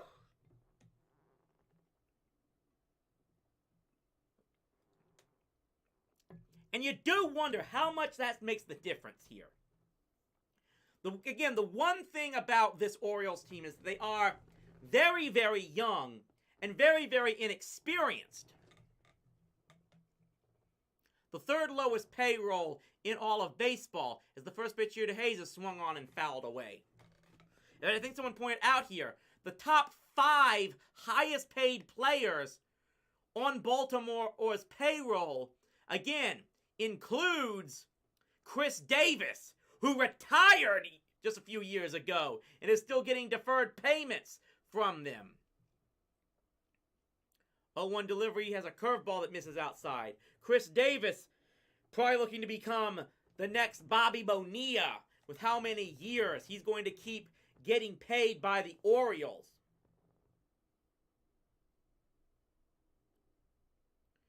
Montgomery has a 1-1 pitch coming here, and there's a chopper that goes back foul towards the backstop.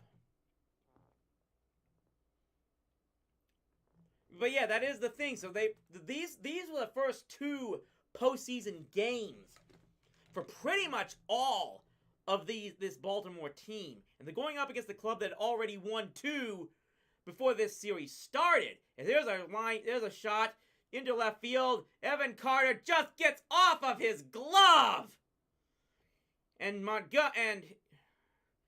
Henderson, I think it's Gunnar Henderson is the batter. He's going to charge into second base. Again, this is not what you want to do.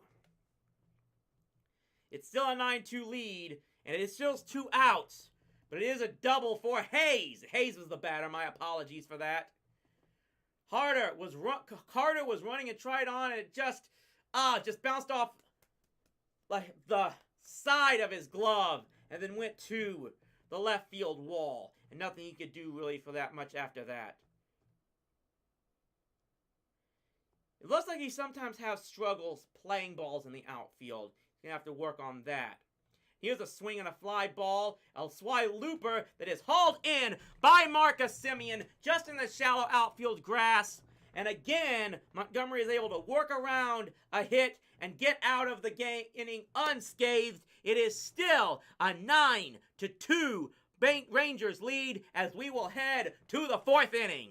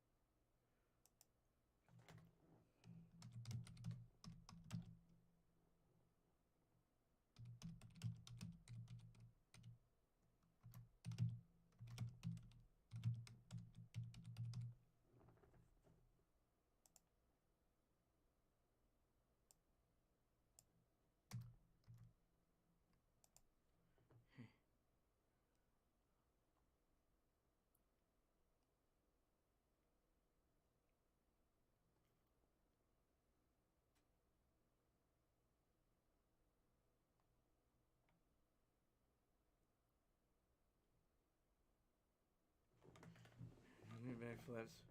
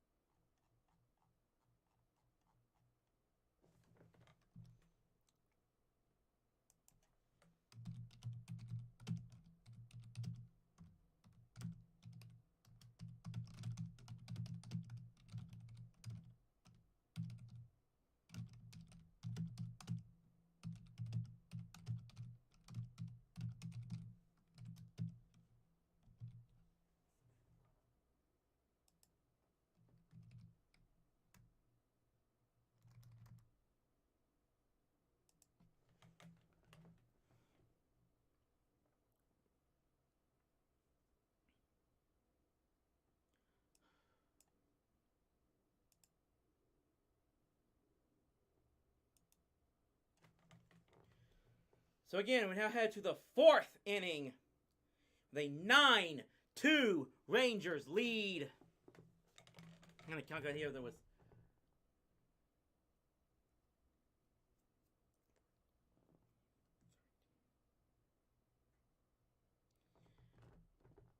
23 runs scored already for the Rangers in this postseason, by my count, as Jonah Heim will lead off the 4th inning for Texas, and he takes one low for ball 1.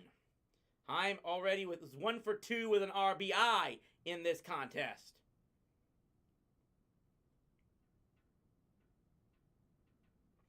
One-0 delivery here, swings and misses at that changeup. Evens the count up, 1 ball, 1 strike. Rangers already leading this series 1-0. They lead this game 9-2. Swings and misses at another changeup from Webb.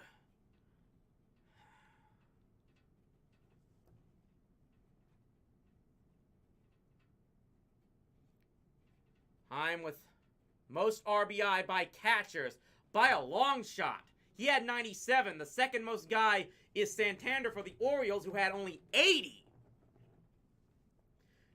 He fouls one back. Heim, yes, really has the potential to be maybe the best catcher the Rangers have had since old number 7 here. Been good defensively at the plate as well, as we saw him throw out a base runner in yesterday's contest. Here he flies out to left field for the first out. And it's one of those games where, with this type of a lead, and this game already more than an hour and a half gone in, you might not mind a few quick innings for the Rangers if you also get the quick innings that their pitchers can retire. Nathaniel Lowe steps in and takes one in there for strike 1. A lot of disgruntled Orioles fans were seeing him in the stands. One of them is wearing a Baltimore Ravens jersey. I'd love to have get Byron Moten's take on that. Maybe. Snowballs and 2 strikes against Nathaniel Lowe. He swings at this one and pops it into center field.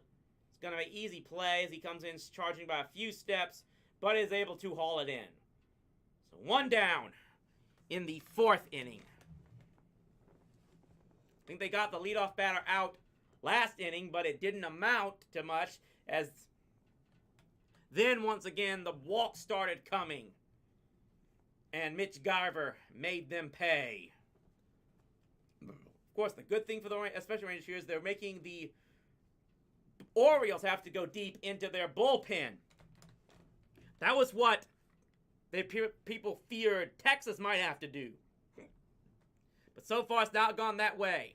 Josh Young has an 0-ball and 1 strike count here as he takes the next pitch that misses way outside for ball 1. A lot of things going the Rangers' way so far. Young, who had the home run yesterday, swings and misses at that one, or actually may have just fouled it off. Either way, it is strike 2. And he singled and scored in this game.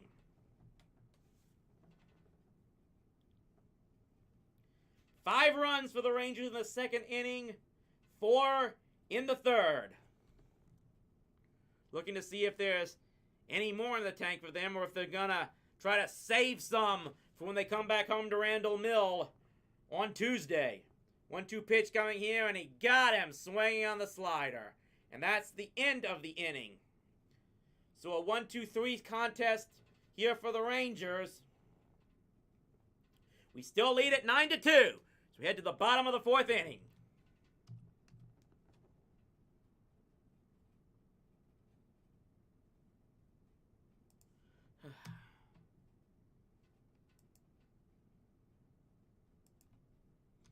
Maybe I'll find some. Wonder if there's stuff I can play during these breaks eventually that I won't get the stream killed for.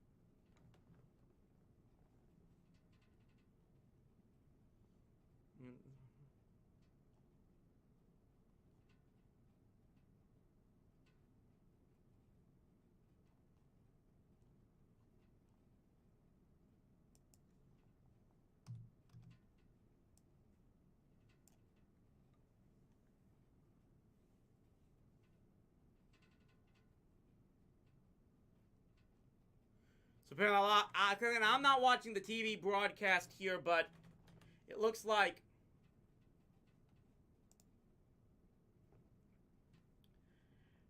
they're pissing off the Rangers fans, but because supposedly being a homer for the other team. But again, you know what? Again, maybe our local the Rangers broadcasters aren't like this, but again, you have to remember, the local media, for the most part, have never been fans of the Rangers as well. Again, I'm not afraid to say this. I'm not afraid to say this on camera. Let us be real. The vast majority of people in Dallas-Fort Worth, in the North Texas area, don't like this happening. They are desperately hoping the Rangers will get eliminated and baseball will go away in Texas so they can focus on their precious Cowboys and their precious football. Well, you know what? Here's hoping we go all the way just for that as well. We go to the bottom of the 4th inning as Jordan Montgomery steps in again, and the first pitch just misses low for ball 1.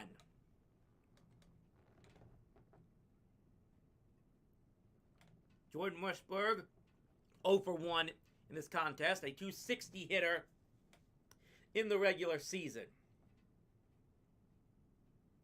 Swings at the next pitch and hooks one foul down the left field line. Montgomery has seemed to have gotten his groove back after his struggles in the first inning where he allowed 2 runs.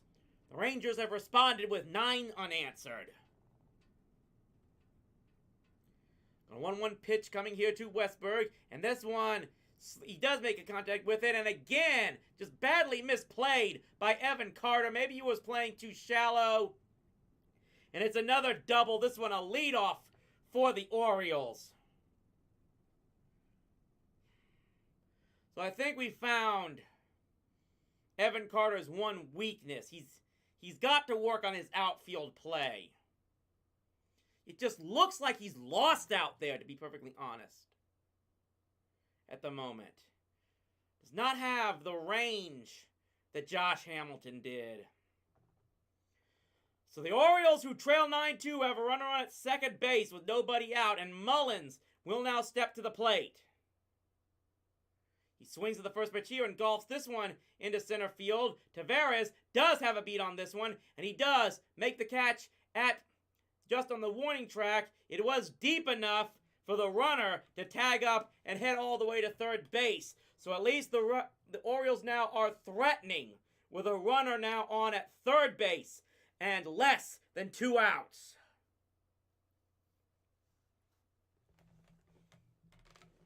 Mateo is stepping up to the plate. He had a double in the second inning. Was stranded there. Steps here with a possible run at third base. Takes the first pitch. It misses low. Just off there for ball 1. Rangers leading 9-2. Hoping to keep the pedal on the gas and not give any more life to this team. Swings and fists on that one and fouls it back. One way or another, this is a team that won 101 games. When you've got them in a position like this, you've got to step on the throat. And one of the ways you do that is by not allowing them to score any more runs.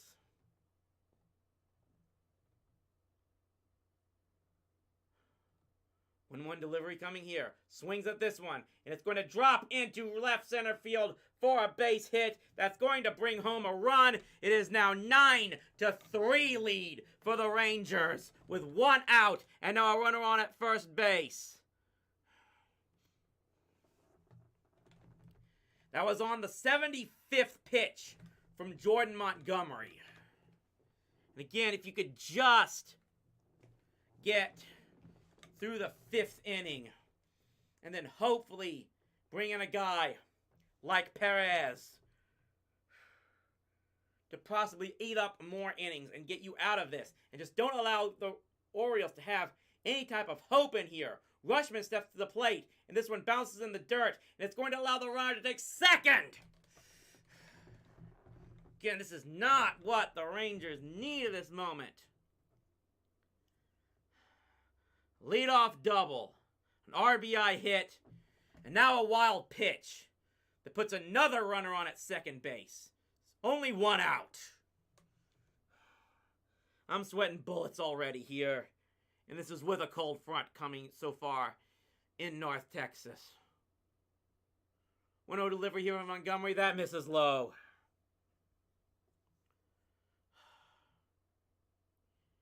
Just, again, they really, you'd like to have confidence with a 9-3 lead. And a guy like Jordan Montgomery at the plate, but just gotta hope. 2-0 here, and there's a chopper to shortstop, and Seager bobbles it, and he's not going to be able to make the play. Again, Seager was looking at the lead runner. And he just didn't realize you can't do that. Just get the runner at first, then it's 2 outs and you're 1 run away. He looked to third base and bobbled the ball as a result. His back was to first when it was bobbled. At that point, he had no hope whatsoever. And now it's first and third with 1 out. I said that this is very likely we're going to see more runs. I was not hoping it was going to be from their side.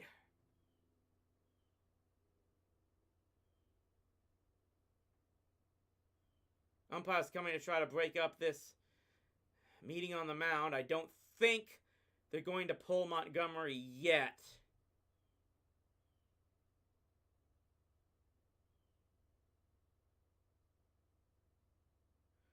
They're getting Corey Bradford warming up in the bullpen. That might get a lot of Rangers fans up in arms if he comes in.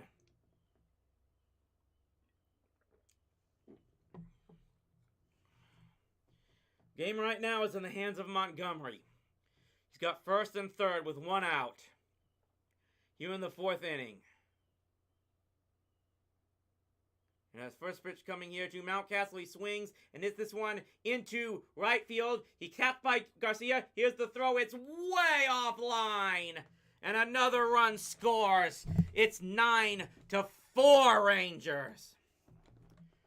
Garcia, as Ranger fans know, has an absolutely incredible arm. That one had the juice on it, but it was way off to the right. And would have gone to the backstop had I not had someone backing it up. And there was just no chance to get the runner here. So now 2 runs have scored in this inning. It's still a runner at first base. 9-4.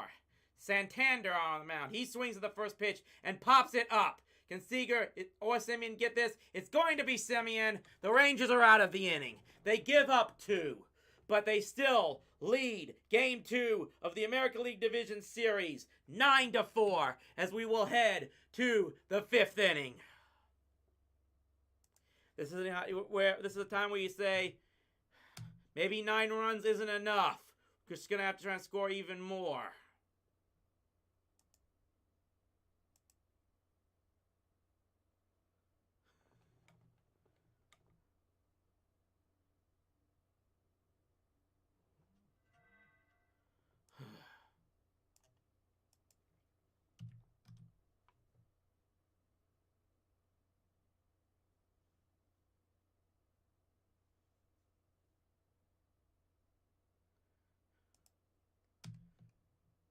Best thing now the Rangers can do is try to score more runs.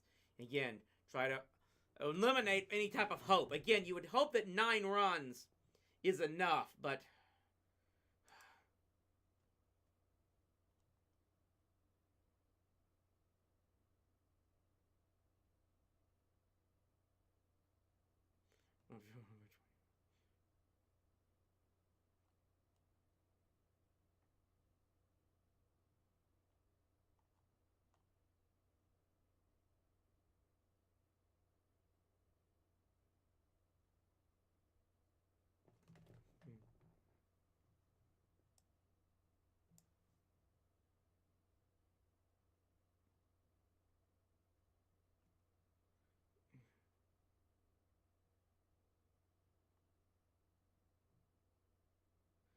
oh no. Yeah, I don't want to talk about this NFL, but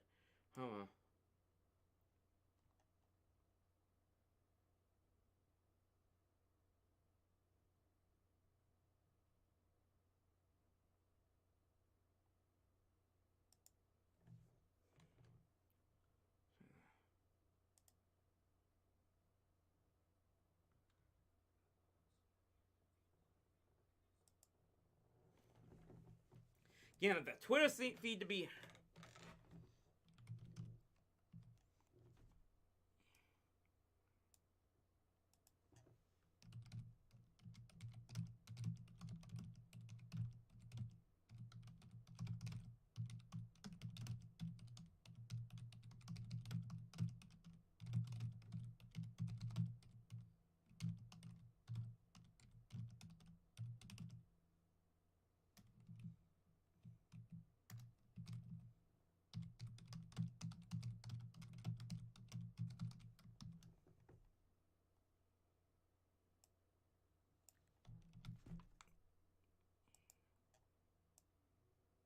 So Jack Flaherty now appears to come in for Baltimore. And again, one way or another, one of the good things that the Rangers are doing right now is making Baltimore use up as many pitchers as possible. Taveras is at the plate, and he takes one that misses for ball one. He's got a double and a walk and 2 runs scored in this game. 1-0. Interesting that you say pizza, because if this game was at Randall Mill, probably the Ranger fans would be able to get 7-11 pizza from them scoring at least 7 runs already in this game. Taveras is now ahead, 3 balls and no strikes. Is this going to be another Orioles pitcher who struggles to find the strike zone? That one does drop in there for strike 1.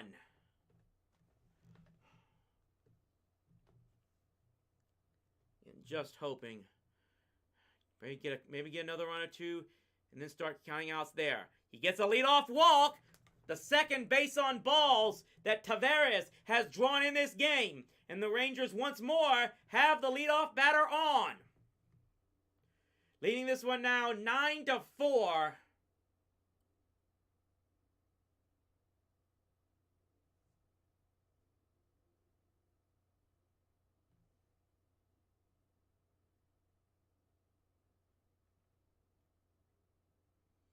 And here's a base hit up the middle by Marcus Semien. The Rangers now have the first 2 batters on to start the 5th inning. It is 9-4, and now first and second with the top and heart of the order upcoming for the Rangers. Said they probably can eat there. Right now the bats are saying we are not satisfied with only 9 runs. Let's keep putting pressure on this club. Corey Seager will step to the plate with runners on at first and second. Nobody out. Takes the first pitch low for ball 1. He's gotten on base 3 times already in this game without putting the ball in play. 3 walks now so far.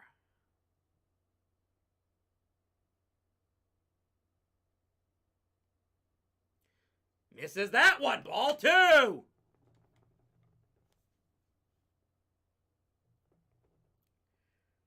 Orioles again. They got the 2 runs in the last inning.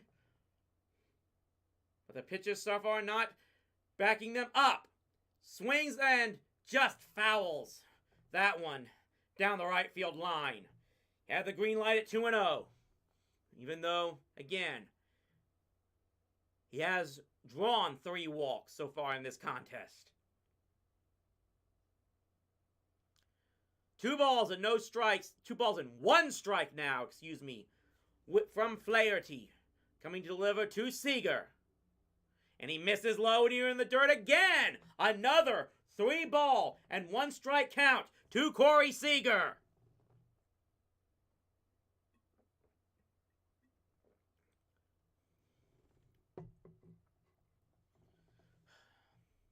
Once again, an Orioles pitcher is way behind in the count.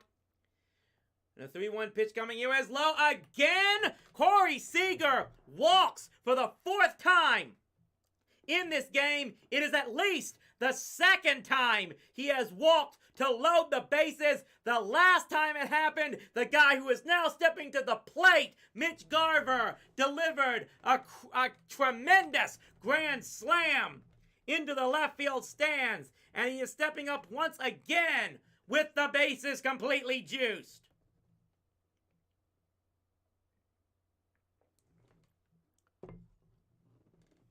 Bases loaded, nobody out situation as we have another Counsell on the mound. And you have to wonder if this is going about what the F are we supposed to do? We can't throw strikes, and when we do throw strikes, they hit them. Especially this guy. Again, Garver right now has the softest hit of this game and the hardest hit of this one. He had that half bunt infield single that drove in the go-ahead run back in the second inning. And then the grand slam in the third it was. He said, behind the count, no balls and 1 strikes. Right now.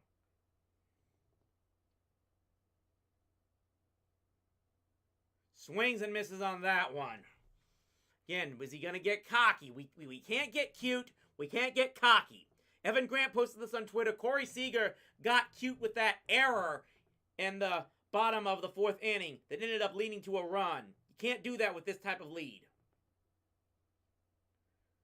That time he takes it. It's way low in the dirt. And the catcher had to smother that one.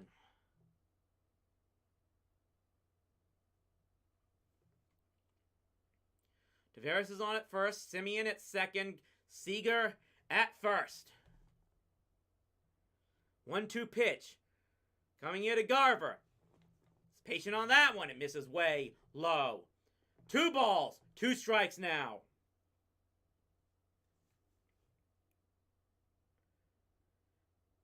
Again, it's a situation where you do just about anything would lead to at least 1 more run. 2-2 delivery here. He swings on and hits a sharper to third base. I think that may have been a double play. I think the third baseman was able to step on the third base and then fire to first. Or did he? Nope, it is 2 outs. But it does score at least 1 more run. It is now 10-4 Rangers. But that's probably, again, the least productive at bat you could get while still bringing in at least 1. Of course, Garver will not be credited with an RBI because it was a double play. As it stands, it is now 10-4 with a runner on at second base with 2 outs. The Rangers get back at least 1 of the 2 they gave up in the 4th inning. And Adolis Garcia is at the plate. He's already had an RBI hit in this game. He looks at the next pitch, and he's now ahead in the count. 2 balls and no strikes.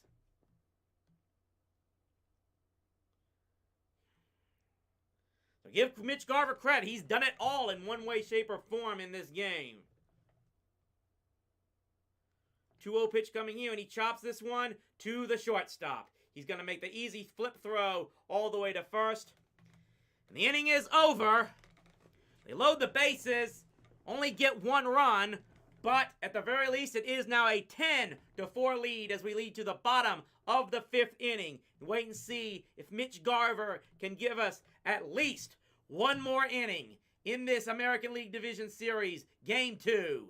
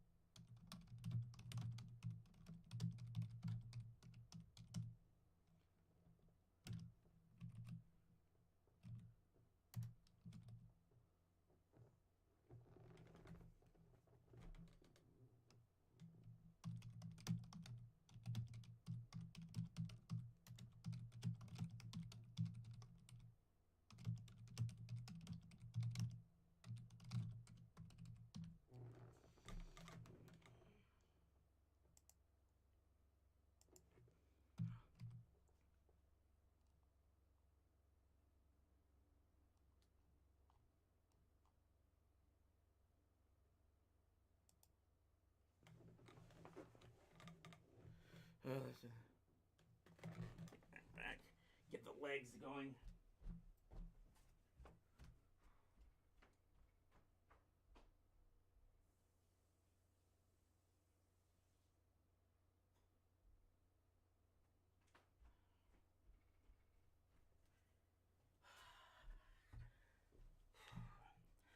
I don't know why, but for some reason I'm more scared a bit here in this game with was now a 6-run lead than I was with a 1-run lead yesterday. Everyone loves to talk about playoff hockey, but playoff baseball is highly underappreciated. I have to say that. So Jordan Montgomery is back onto the mound. 5th inning. Rangers leading 10-2 here in Baltimore. Again, the best thing you do is just get outs as many as possible. Shows bunt here and bunts it foul. Orioles now trying to show up. I don't know if they're trying to show up or do something as they try to bunt on Montgomery, down 6 runs. Montgomery has allowed 7 hits. He has only walked 1. Only struck out 2. Henderson swings and misses at the next one, and he's behind in the count, 0-2.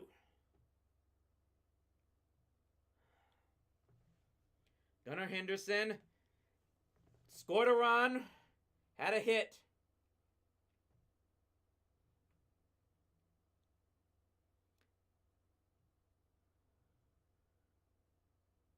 No balls, 2 strikes here.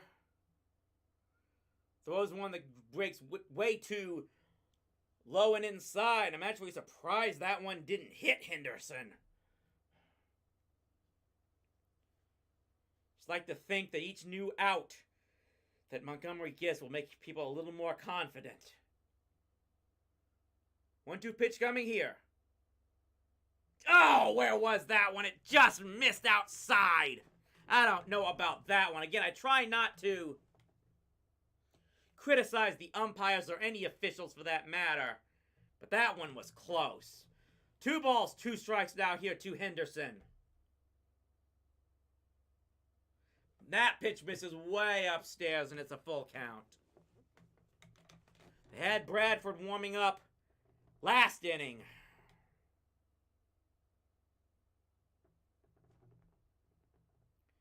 We need a payoff pitch coming here. Montgomery swings on, and it's going to be way out of here. They still having problems with Gunnar Henderson. And it is a 10-5 game for the Rangers.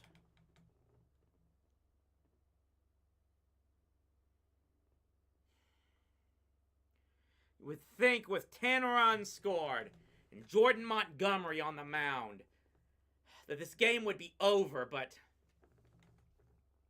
this has not been, though he's been better than the Orioles starter was. This has not been Jordan Montgomery's best day in a long time. First pitch to Hayes here is swung on and missed.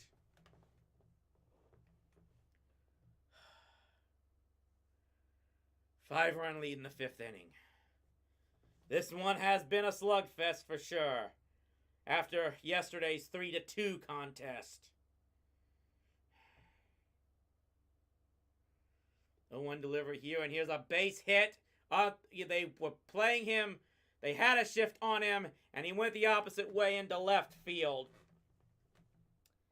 Back-to-back hits for the Orioles. First the home run, and now the single. It's 88 pitches now for Jordan Montgomery.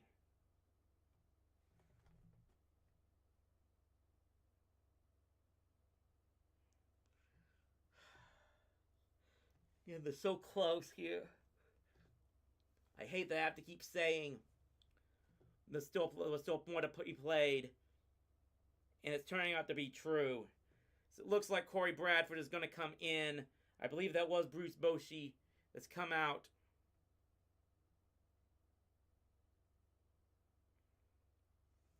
And Jordan Montgomery is unable to get out of the 5th inning. He leaves having conceded at least 5 runs already. He's responsible for the runner on at first. And everyone is on the edge of their seat right now here, as it looks like they're going to have to hope for Corey Bradford to try and pitch as much as possible. Bradford, of course, spent a lot of time in the minors this season, was a spot starter that was called up a couple of times.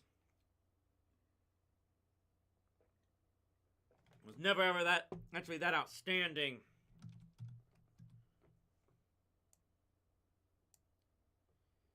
Again, you just gotta find a way if they can hold on to this one, because again, under normal circumstances, getting a split on the road in the first 2 games, you'd be happy for this. But now, if you... I don't want to think about this, but you can't just... If they were to blow what was at one point a 7-run lead, going back home where they historically have not done well in this particular round of the playoffs, you've got to be able to finish this game off. Even with that record, if they had been getting blown out, that would be one thing. But again, just 10 runs with a guy who was probably one of your best starter for much of the second half, and had been pitching so well up to this point late in the season. But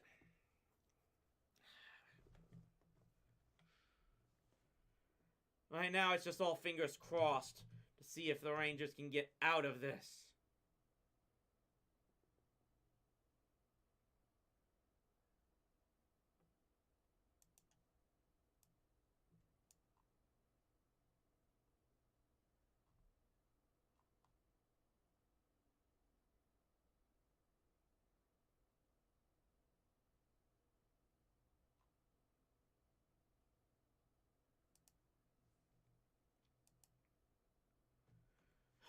So, of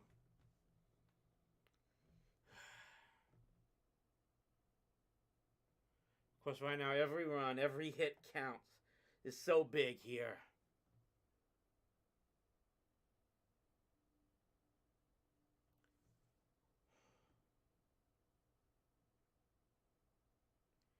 The Rangers are trying to hope that Corey Bradford can give them something good here as he throws a first pitch fastball. He had a .530 ERA with a 4-3 record. Had played in 20 games, 8 of them starts for the Rangers this season. He's ahead 0-1 to Hicks. Misses on the next one, way upstairs. And again, Corey Bradford is the guy that if you're going to have a long-term success with this franchise, you have to have pitchers like him who you develop yourself come on and succeed. This could be big for him if he can come on here. As he gets a chopper score to third base, to second for 1. The relay to first is not in time. The Rangers cannot get the double play, but they at least get the lead runner and keep it being only as far as first base so far. Is a big hit, a big out there, as Josh Young is able to make the play and get the force at first. Simeon, I think, slightly double clutched, getting the ball out of his glove, and that gave the necessity for Hayes to get to first base in time. 1 on, 1 out. Westberg at the plate. He's ahead in the count, 1 ball and no strikes.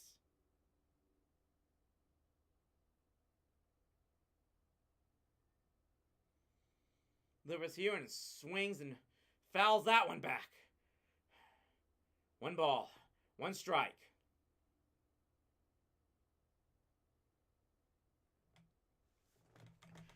This is the time where this could be so big for Corey Bradford if he can show us what he's capable of here on this stage. 1-1 pitch here, swung on and a fly ball into right field. Garcia's got a beat on it. He hauls it in. That should allow the runner to hold at first base. The big second out here in the 5th inning. Bradford comes in, gets his first 2 guys.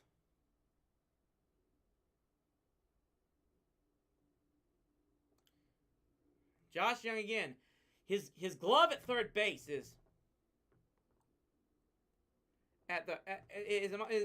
among the best. Rangers with the second highest fielding percentage in the league in the regular season.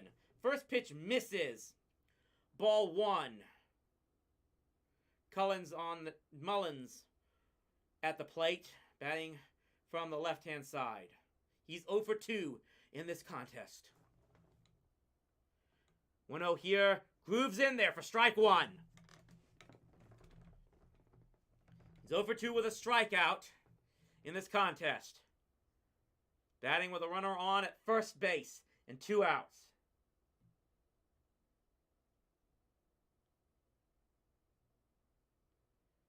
Swings on, hits a ground ball that just gets past the runner, but it's fielded easily by Marcus Semien. And the Rangers get out of the inning as he makes the easy throw to first base. They only give up the 1 run on the leadoff home run.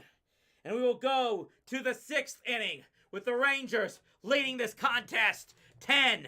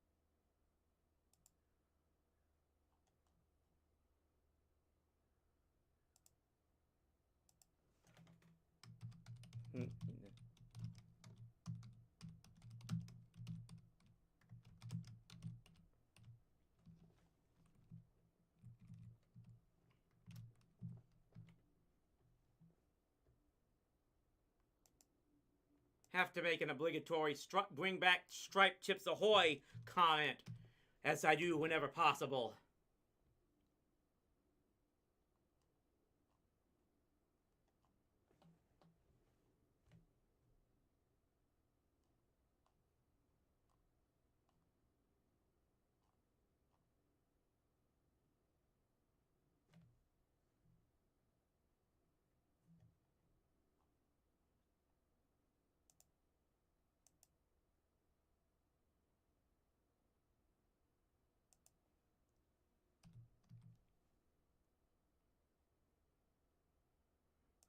We're going to the 6th inning now.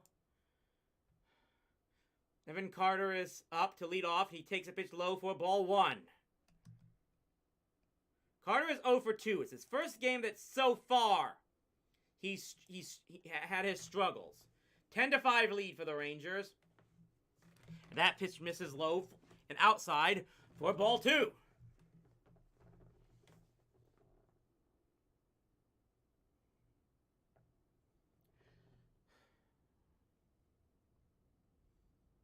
Two-0 pitch coming here, and that one is right down the middle. The rookie was taking all the way for strike 1. Rangers seeing if they can add any more here. They've scored 10. I think a lot of fans are saying that they still not have no confidence that that's enough. Swings and misses there on a slider, and it evens the count at 2 balls and 2 strikes.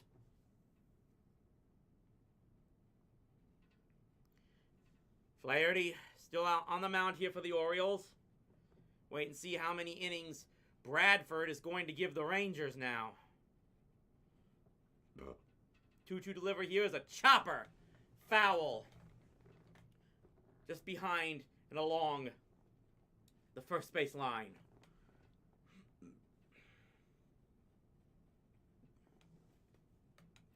Still 2 balls and 2 strikes here to the rookie Evan Carter.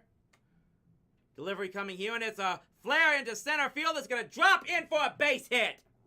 Carter will not have his first hitless game of the postseason. He gets the job done here, at least for now, to start off the inning with a base runner. 21 years old, a second-round pick. He's the second player in MLB history to reach base in 10 of his first 11 career postseason appearances. That's plate appearances in the postseason, not just games. He was absolutely on fire in the wild card series. And he's on now here at first base as Jonah Heim takes one outside for ball 1.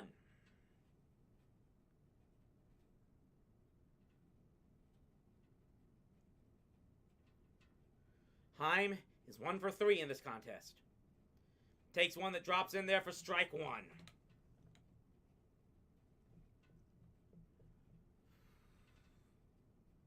Again, the Rangers, not a huge base-stealing team, but Carter does have the glove on, the base-running glove here for a possible steal. It's on his left hand, as there is a throw to first base to try and hold him. Again, you have to wonder if they will dare try to steal, leading by 5 runs. That used to be the benchmark, that once you're up by 5, you don't try to steal or bunt for a hit. But that was in the old days when just about now when anything can happen, he thinks about going. May have had the hit and run on there. As Heim fouls that one back for strike 2. But again, that's one of those unwritten rules that I mean, I have no problem with them going away. Again, this is, you got to keep the pedal on the gas here, especially in the postseason. Here's another chopper foul, and Heim remains at 1 ball and 2 strikes. Nobody out here in the 6th inning. Runner on at first base. Rangers already up, still leading 10-5. Looking to see if they can possibly get any more and continue to distance themselves in this game and go up 2-0 in this American League Division Series. Another snap throw to first base. I think the rule is now that if he throws it once more and doesn't get the base runner, the runner will get second base. So might be unlikely he's going to throw again. Right now he's got a 1-2 count on Jonah Heim. Stops and does it again, and that pitch again is way outside. Flaherty, it's so obvious now that he has got Evan Carter on the base pass on his mind, and that is not something you have to do here. You have to remember, even with the steal and stuff, you've still got only in first 1 runner, get the out, and that can make a world of difference. 2-2 delivery coming here, and that is a swing and a miss. He tapped it foul into the catcher's glove. And again, that's what you got to do. Even as a fan of the opposing team, your number one focus, if your number one focus is always on the batter, you're gonna have success far more often than not. He's got 1 out now as Nathaniel Lowe will step to the plate, and another throw to first. That's the first time he's thrown on this batter, I believe.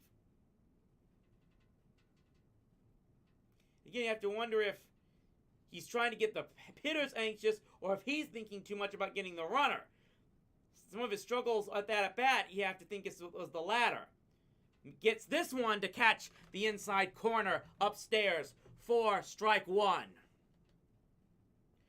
Nathaniel Lowe is 0 for 2, but he did walk and score in that 2nd inning when the Rangers brought in 5 runs.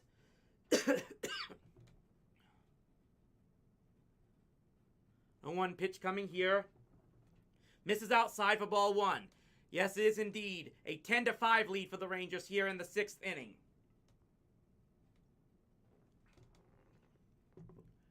Orioles had 2 in the 1st inning. Rangers came back with 9 unanswered in the 2 innings to follow. The 1-1 pitch coming here is swung on and fouled back. Orioles got 2 back to make it a 9-4 game. Rangers added another almost immediately back, but then got the big home run the Orioles did to make this a 10-5 game, as we are now standing here in the 6th inning. We have the grand slam from Mitch Garver that made a huge world of difference here, as Lowe takes the next pitch just upstairs for ball 2.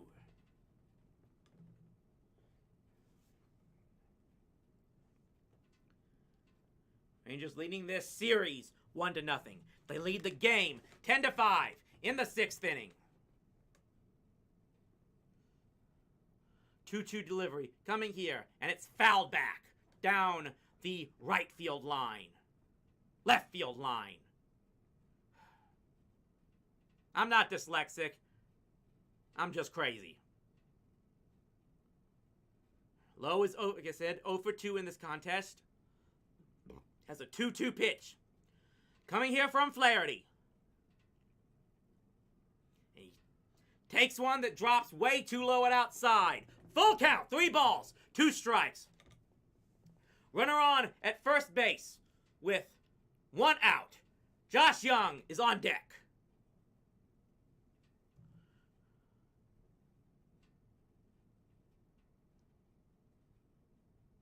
Payoff pitch.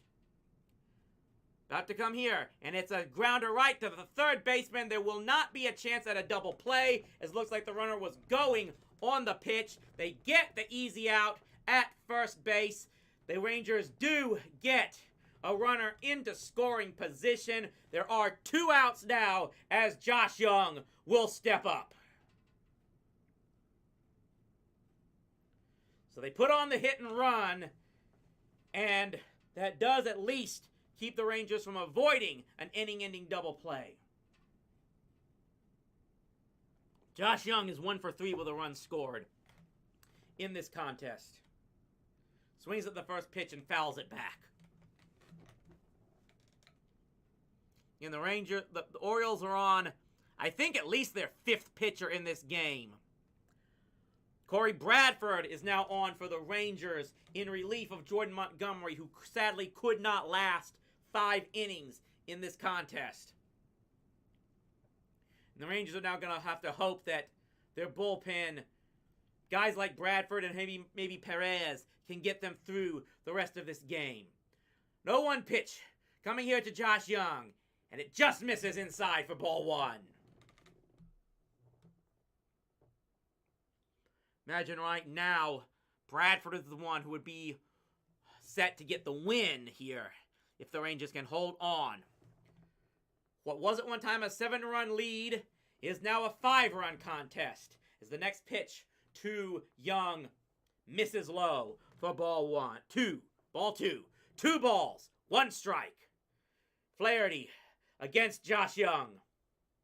The runner on at second base and 2 outs. Swung on and missed badly there on a knuckle curve.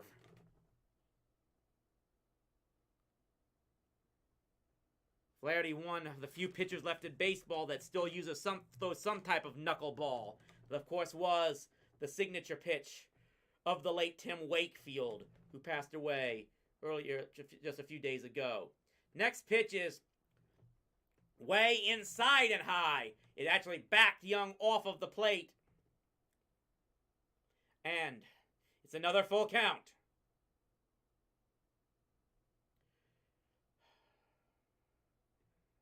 Payoff pitch coming here with 2 outs to Josh Young. And he misses low. Ball 4.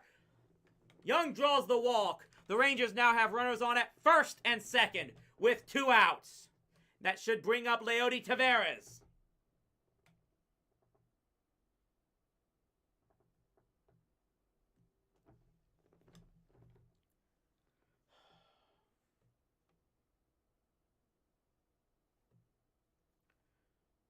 First pitch here to Rowdy. That's another knuckle curve that misses way low for ball one.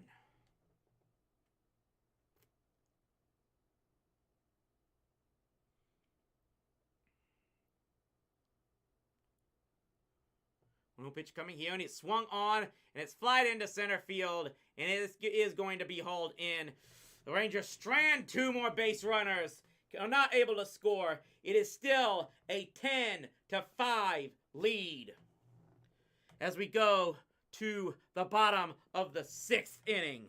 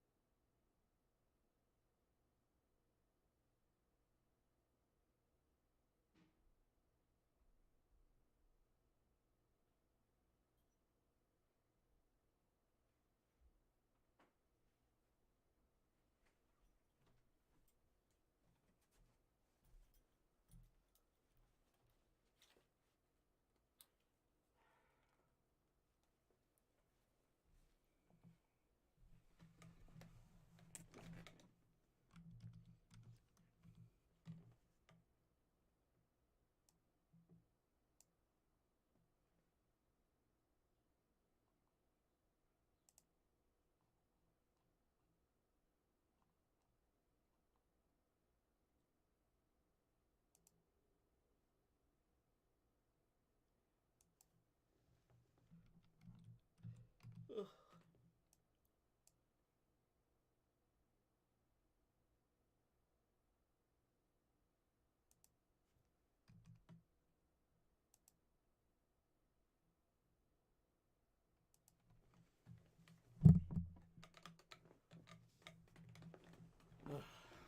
Here we go. Here we go.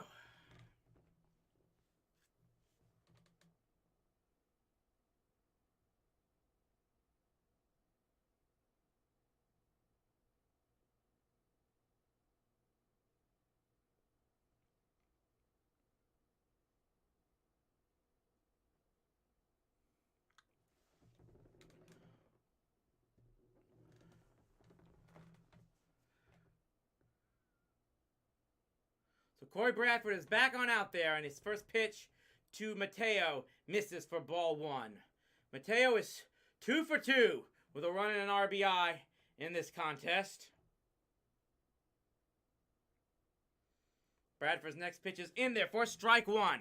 Bradford had a great 5th inning as he got the 3 straight outs after Montgomery had allowed a home run and a single to start the inning. 1-1 pitch coming here, and that misses.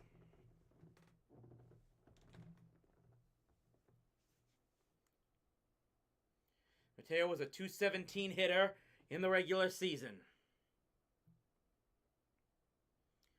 2-1 delivery here. Misses. Ball 3.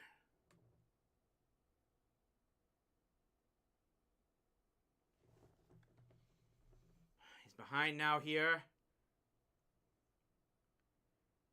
3-1 pitch coming. And that gets in there. Strike 2. Full count from Bradford to Mateo. Rangers still leading 10-5. Just trying to get to count down the outs now. At this point, payoff pitch is swung on and fouled away. We'll do it once more on a full count.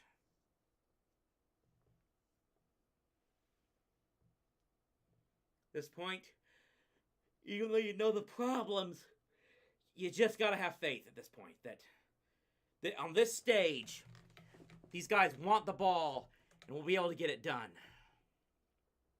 Another payoff pitch coming here, and it's a fly ball into right field. He's going back, and it's just off the top of the wall. It's going to be an easy double for Mateo.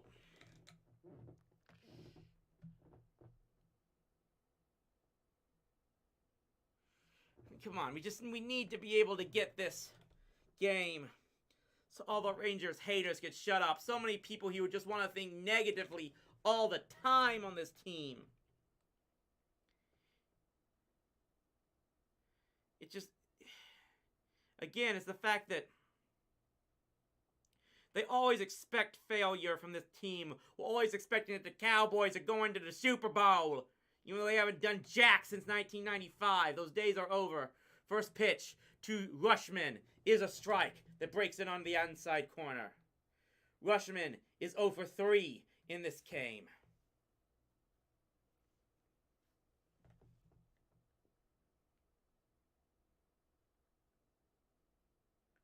0-1 pitch here is a sharp grounder right to Nathaniel Lowe, who will be able to jog to first for the out. It will allow the runner to advance to third base.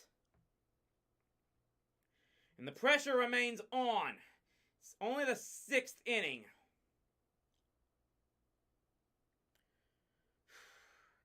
And the Orioles still have a chance to get at least one more run, as a base runner is 90 feet away with less than 2 out.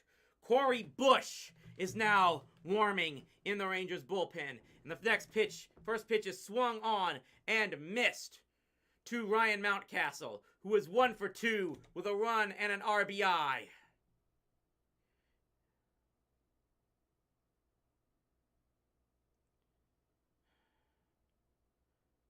First pitch, next pitch swing is fouled back towards the screen. He's got Mountcastle ahead, 0-2. Mountcastle and Anderson, I gotta remember these names. Two guys that the Rangers have had a lot of problems with so far in this game, even though they've won the first and lead this second one. 0-2 delivery here. Swung on and missed! Bradford gets the huge out he needs to get the second out while keeping the runner at third base. And he could be one batter away from getting out of this.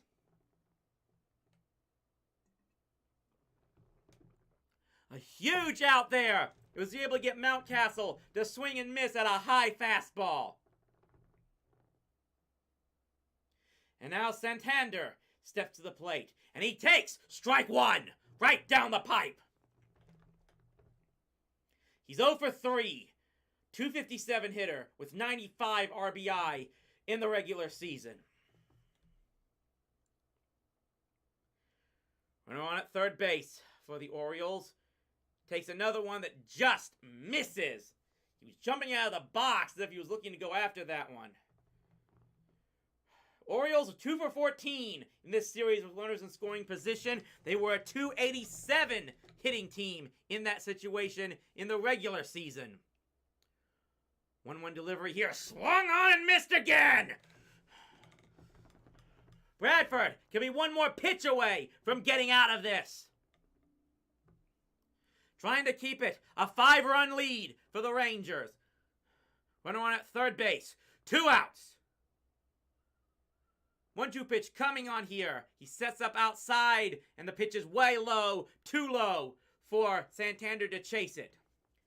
It's been the high fastballs that Santander has been going after. You have to wonder if that was a setup pitch. If he's going to go high and tight once more. He's had success in Orioles hitters getting to chase those pitches so far. 2-2 delivery here. He did try to go a bit upstairs, but it wasn't high enough. And Santander was just able to get a piece of it to foul it back towards the screen. Count remains 2 balls, 2 strikes. 10-5 lead for the Rangers. Orioles threatening to get at least one more with a runner on at third base and 2 outs. 2-2 delivery here. Swung on, popped up. Down the Third base line. It looks like it's going to be Josh Young. He hauls it in. He's got it. And Bradford gets out of the inning after giving up the leadoff double. The Rangers still lead this game 10-5 as we head to the 7th inning.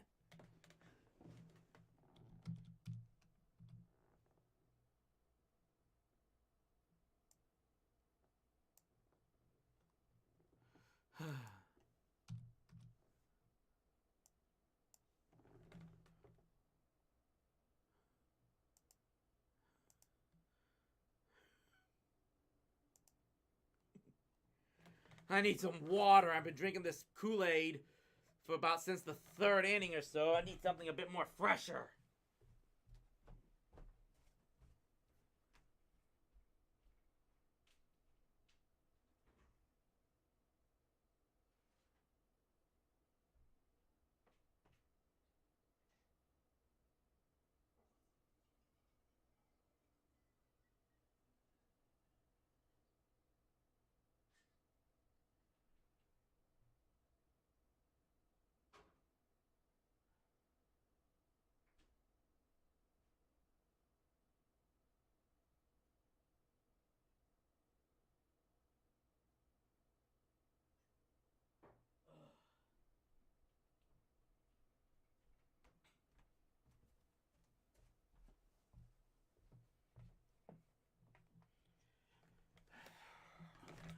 So again, we will head to the 7th inning with the Rangers leading this game 2 of the division series 10-5 against Baltimore. And again, even as these outs count down and the game gets later in here, this game itself just has a feeling that you have to wonder, is 5 runs with the lead going to be enough? And so the Rangers need to get...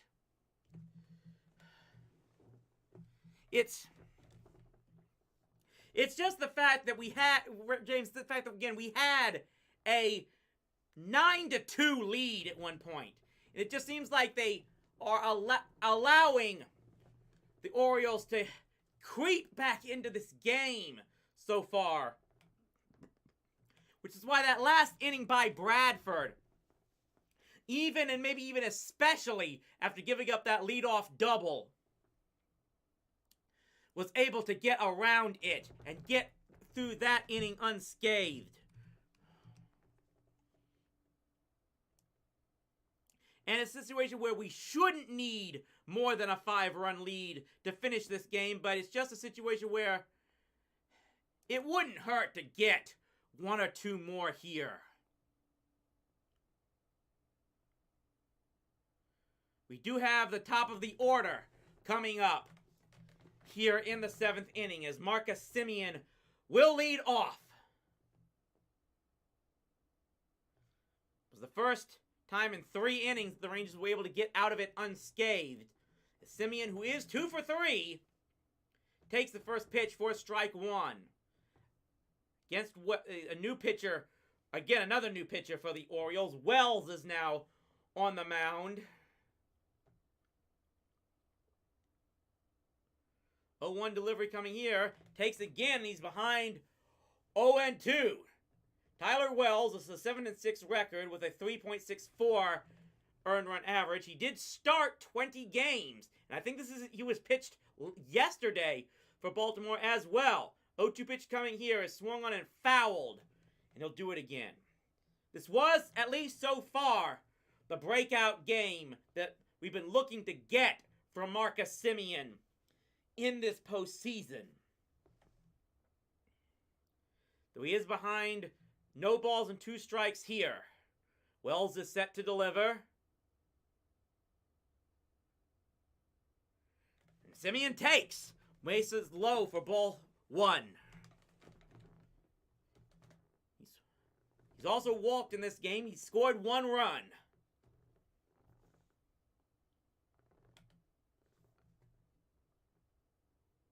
1-2 pitch coming here, and he chops this one. It goes back to the pitcher. He'll fire to first base. It's a bit wide, and it forced the first baseman to jump away slightly, but not before he was able to stay on the bag enough to record the out. And Marcus Semien is retired to start this 7th inning. That will bring up Corey Seager, who's walked 4 times in this contest. It's tied for the most number of bases on balls in a single game in postseason history. And he's ahead in the count, 1 ball and no strikes now.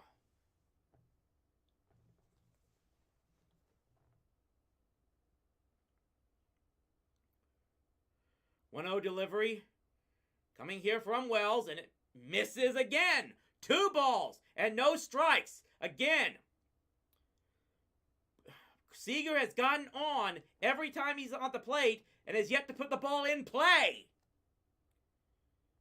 He's got another favorable count here. Swung on and missed on what would have been easily ball 3, a high fastball there.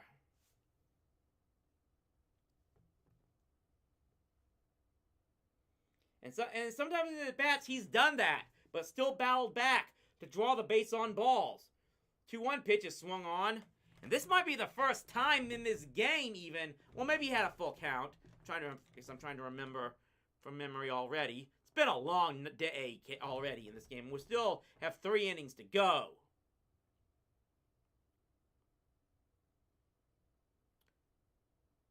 Two delivery coming here. Misses low. It's a full count. So big payoff pitch coming here. 1 out, nobody on in the 7th inning.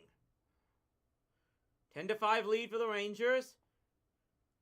Payoff pitch is swung on, and it is popped up shallow left field. The left fielder is charging on, and he's able to get it. And that is the first time that Corey Seager has been retired in this game. 2 up and 2 down for the Rangers in the top of the 7th inning. And if they're going to get anything more started, it's going to be up to the big man of the hour in this game so far, Mitch Garver, who has 5 RBIs.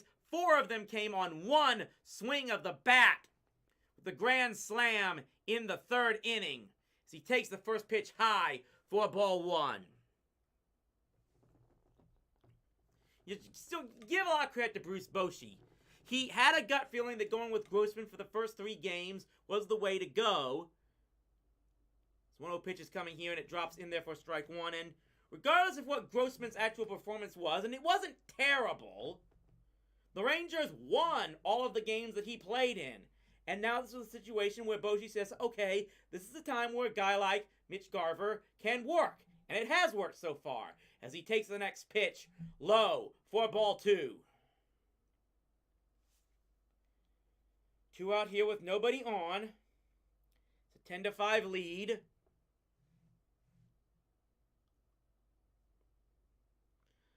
Two-one delivery here, misses low for ball 3. Dolis Garcia is on deck. Will be up if Garver can find a way to get on in any way.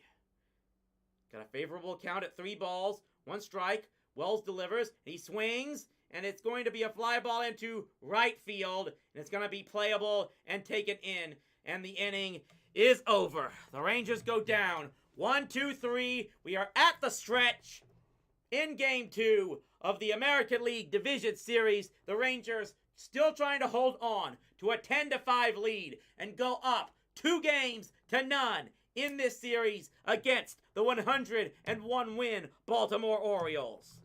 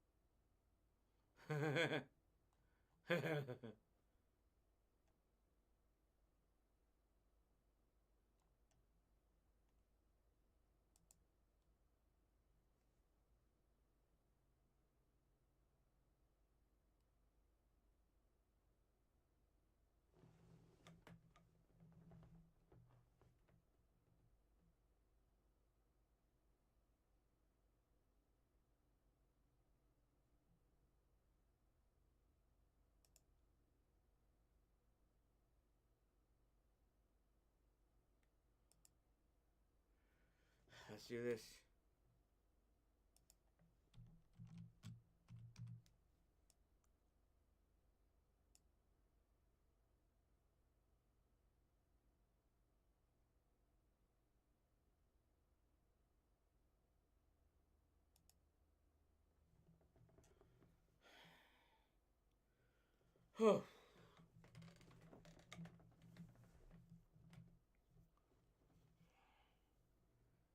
Waiting for the 7th inning to start. This is probably going to be the longer one because, of course, I'm pretty sure every postseason game is going to be having them singing God Bless America in addition to Take Me Out to the Ball Game, because you just got to do that. Even 22 years later.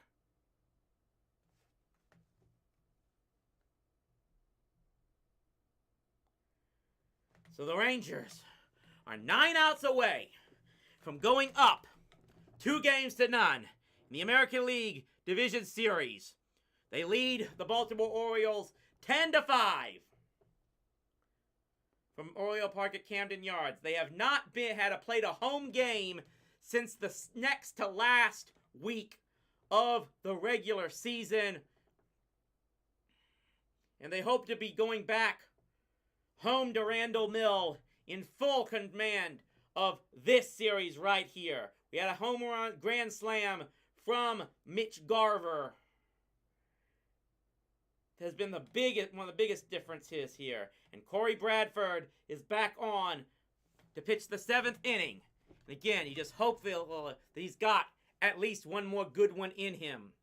And maybe he can even go back out for the 8th. He is going up against Gunnar Henderson, who has a home run, 2 for 3 with 2 runs scored. Big guy to start up here, batting from the left-hand side. It is a lefty-lefty matchup, as the first pitch has gone after and fouled the opposite way down the left field line. Again, Henderson, another one of those guys that's just been trouble for the Rangers.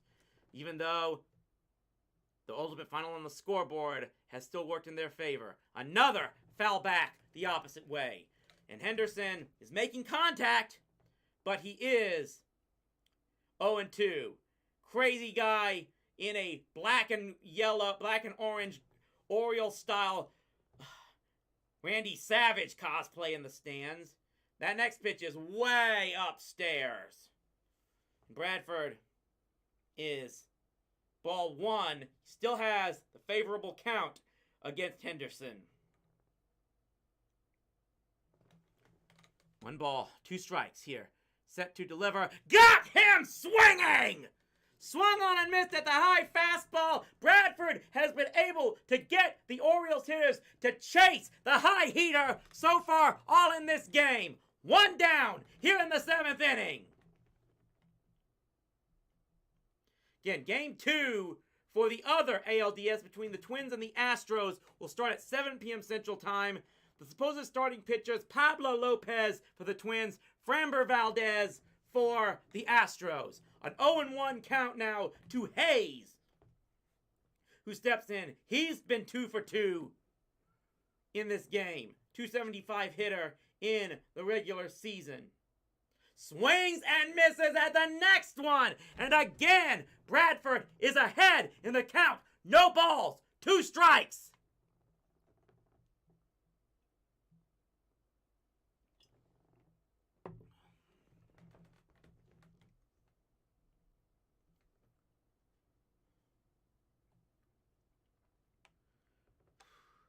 The 0-2 pitch. Coming here from Bradford.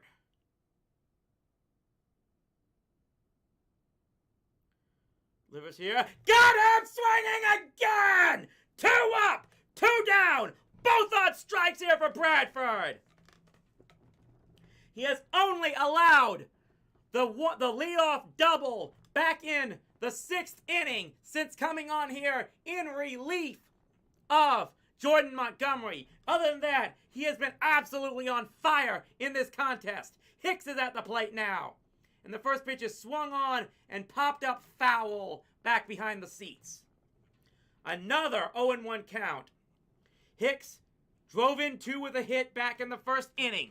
Those were the first 2 runs scored in this game. The Rangers had 9 straight. Check that. After going behind down 2-0.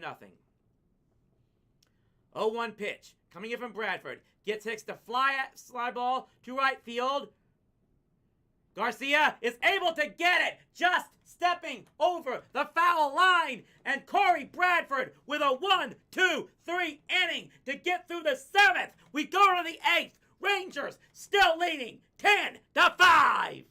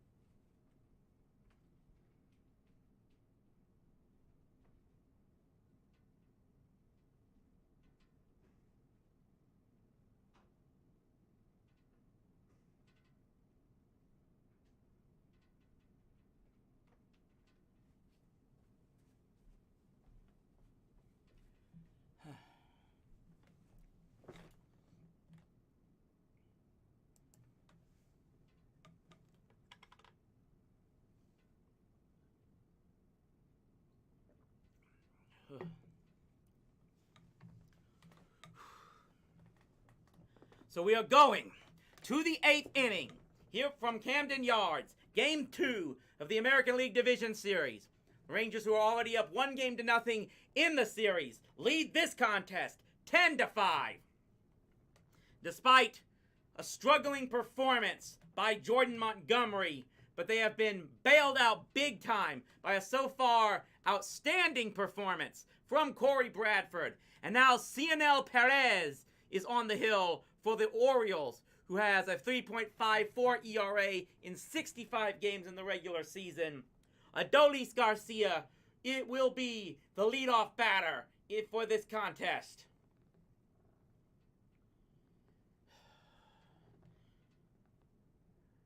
Just wonder how many Rangers fans can still breathe a sigh of relief here so far in this contest. And there's a shot right up the middle. It got deflected off of the mound and maybe by Perez himself and just died in the middle of the infield, and that no one had any chance to make a play. And Garcia is on with an infield hit to start it. Perez tried to make a dive for that ball and stumbled. Not sure if that deflected off his glove or not, but once it got past the mound, the ball just died, and nobody was able to get to it anywhere close in time to try to make any type of play at first base. So it's a leadoff batter on.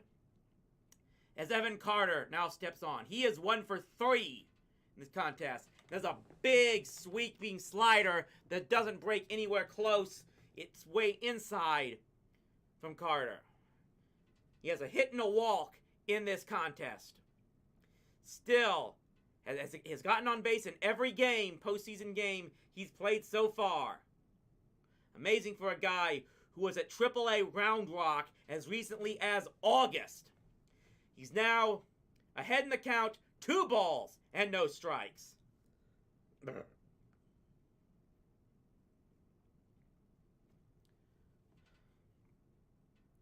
2-0 delivery coming here, and that one just misses.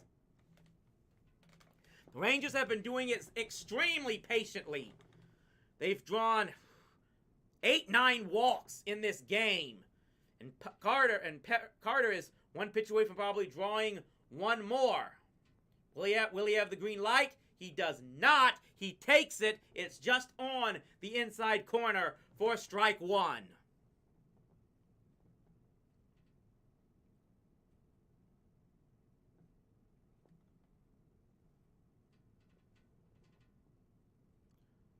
The 3-1 pitch coming here from Perez, and at that time he had the green light, and he swung on and missed on a sinker ball.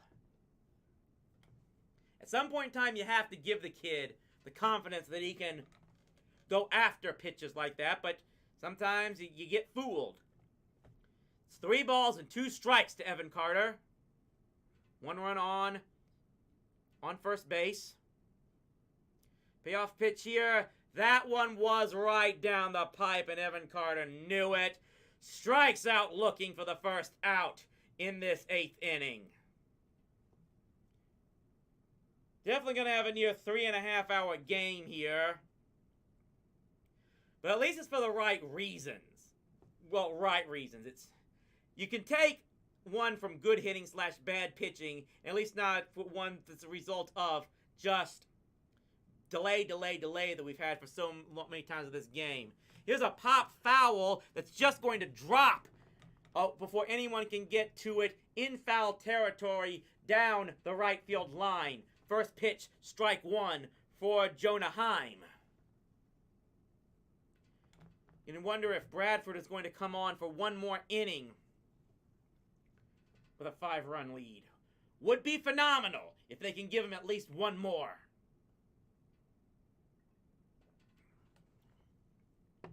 1 out, 1 on.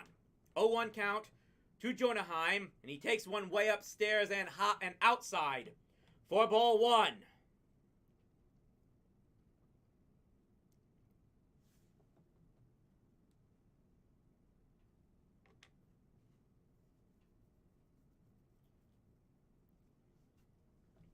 One delivery coming here, and that one misses low.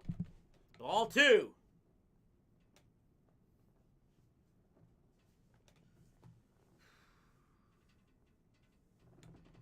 Again, it's been an incredibly long road trip, especially once the postseason started for the Rangers. But if they hold on to this game, they'll go back home to Arlington next week as happy as can possibly be. Here's a chopper grounder to shortstop. He'll fire to first, get the out. The runner advances to second base. So the Rangers do have another runner in scoring position, still leading 10-5 in the 8th inning.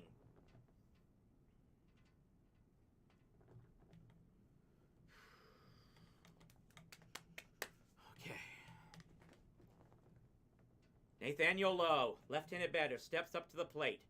He's 0 for 3, but did draw a walk in the 2nd and score a run.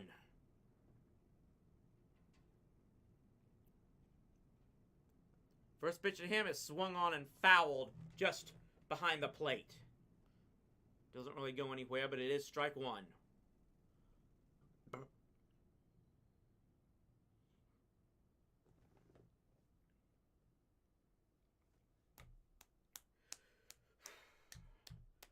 Perez trying to get himself out of this inning. Rangers trying to see if they can tack on at least 1 more. 0-1 pitch. Coming here, and he swings and misses at that one. It was another sinker ball, and he got him to go fishing on that one. No balls. 2 strikes 2 out. Runner on at second base. Here in the 8th inning.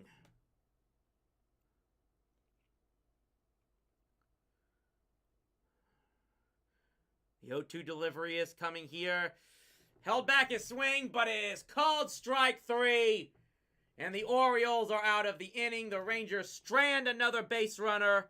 They've at least gotten 10 of them to score in this game. And we will go to the bottom of the 8th inning with the Rangers leading 10-5 in Game 2 of the American League Division Series.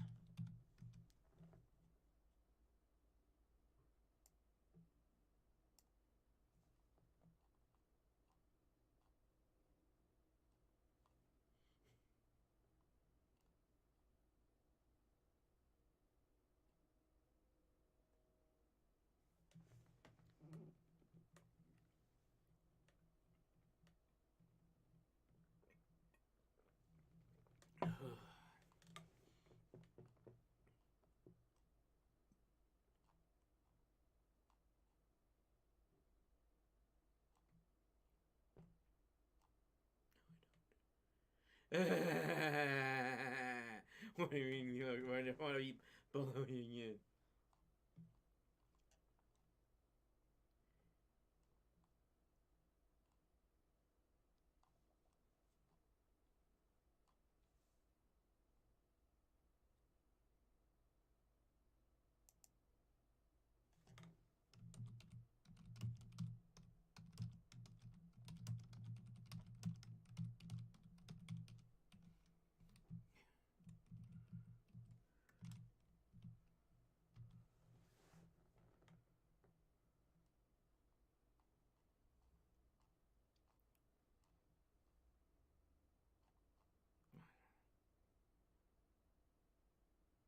Oh, that's...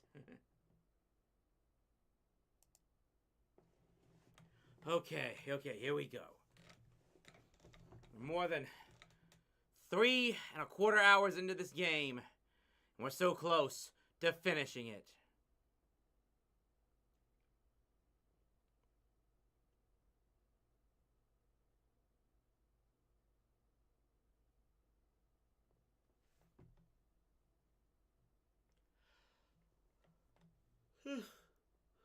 Oh, God.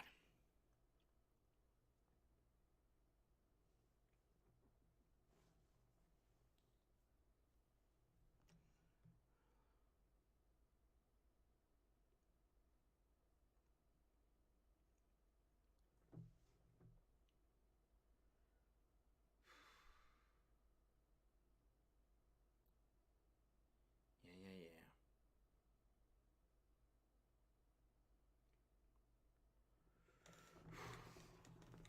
So here we are. We go to the bottom of the 8th inning.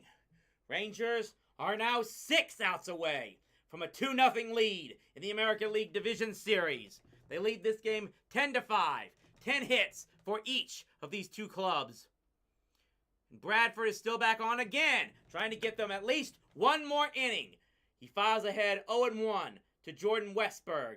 Lot of confidence that Bruce Bochy is giving this young man to just seeing as long as he's hot, I'm going to keep him on the mound. And he's giving this bullpen a lot of rest here. An 0-1 pitch is in there for strike 2. Bradford is just absolutely firing strikes in this game. He struggled throughout. He had his struggles in the regular season, but so far he's been doing it when it counts more than just about anything. 0-2 delivery is fouled back towards the stands behind the first base line.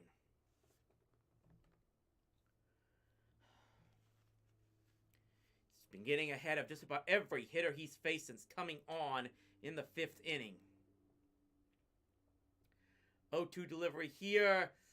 Oh, that one just missed. Again, I don't want to criticize the umps, but I didn't know about that one. Got a 1-2 delivery coming here, and it swung on and fouled again. Westberg trying to battle. He's 1 for 3 in this contest. Bradford himself is now at 41 pitches. again, was groomed to be a starter, coming out of the bullpen in this game. 1-2 delivery, tailed way too high and outside for Westberg to even think about looking at it. Evens the count. 2 balls and 2 strikes. Came in here in relief of Jordan Montgomery and has fired so far here. And he looked at strike 3, called! 1 down in the 8th inning. 5 to go. Corey Bradford continues to just be amazing in this game. Again, this is just so exciting to see this young kid, the young pitcher for the Rangers, finally being able to come into himself. And the bullpen, a 143 average in the postseason, they're getting it done here. First pitch swinging here from Mullins is popped into center field, and Taveras calls off the backpedaling Seager to make the catch. 4 to go. 2 outs in the 8th inning.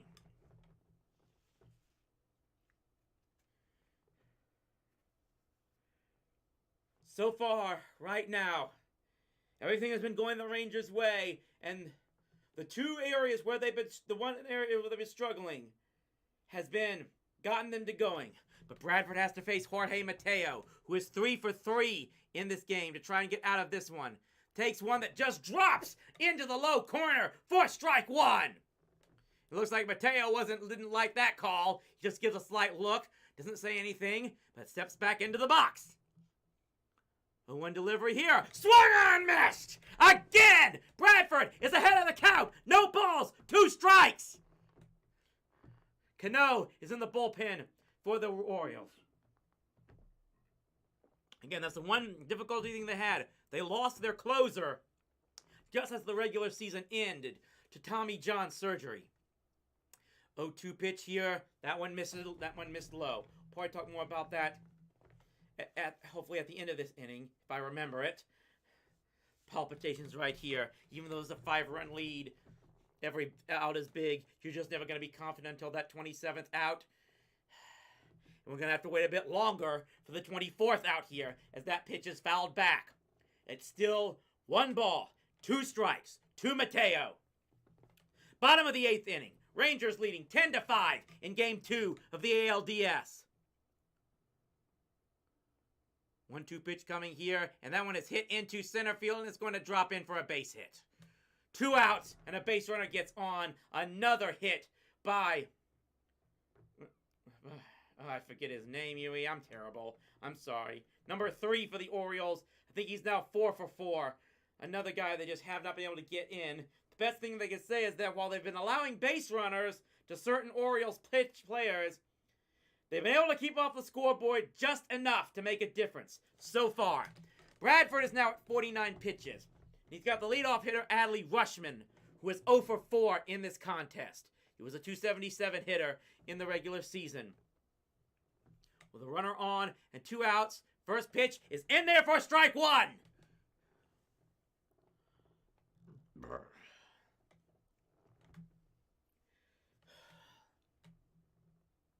This is what playoff baseball is all about. 0-1 pitch. Coming here from Bradford. It's a fly ball down the left field line. And I think that drops in fair territory. Another base hit. And that's going to allow the lead runner to go to third base. A double. The Orioles now have runners on at second and third with 2 outs. And you have to wonder now, with that, how much longer Bradford might stay in this game. 2 bloopers there. It's allowing the Orioles to, again, put 2 runners on now in scoring position. Bradford is still 1 out away from getting out of this inning. But it looks like that's going to be over for him. He is gone. The Rangers are going to the right-hander. We'll be right back.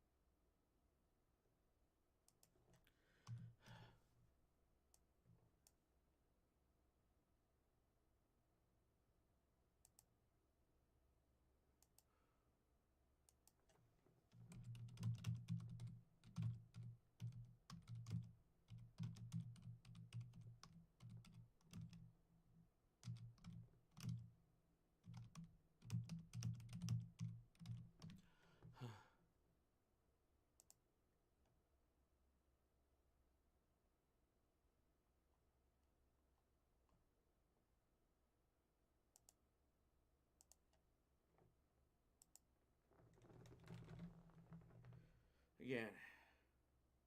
It's a...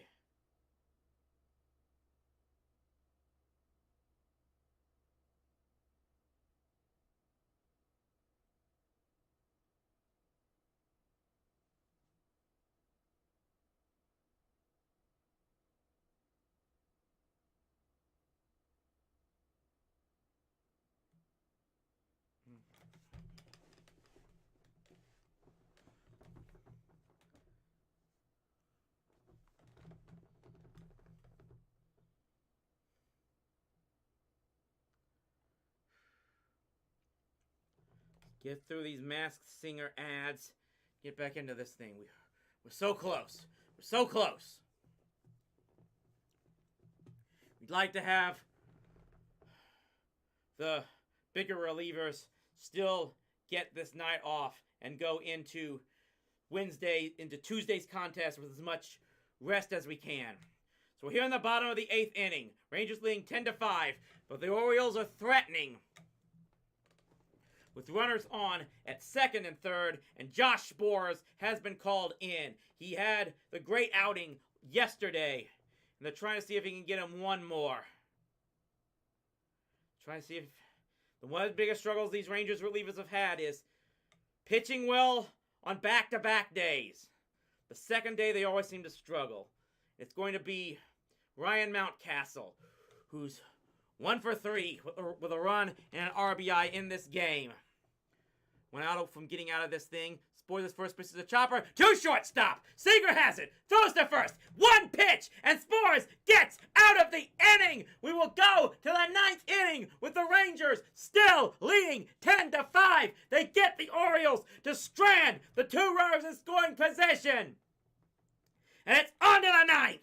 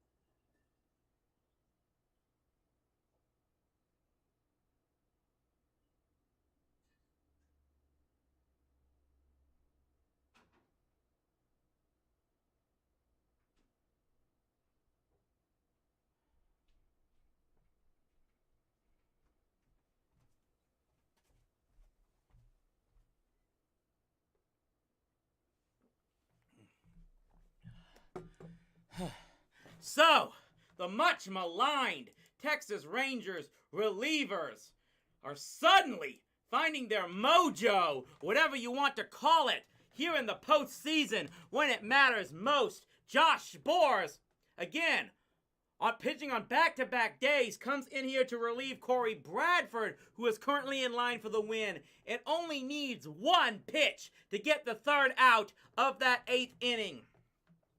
And we are going to the 9th with the Rangers leading this Game 2 of the American League Division Series 10-5 over the Baltimore Orioles.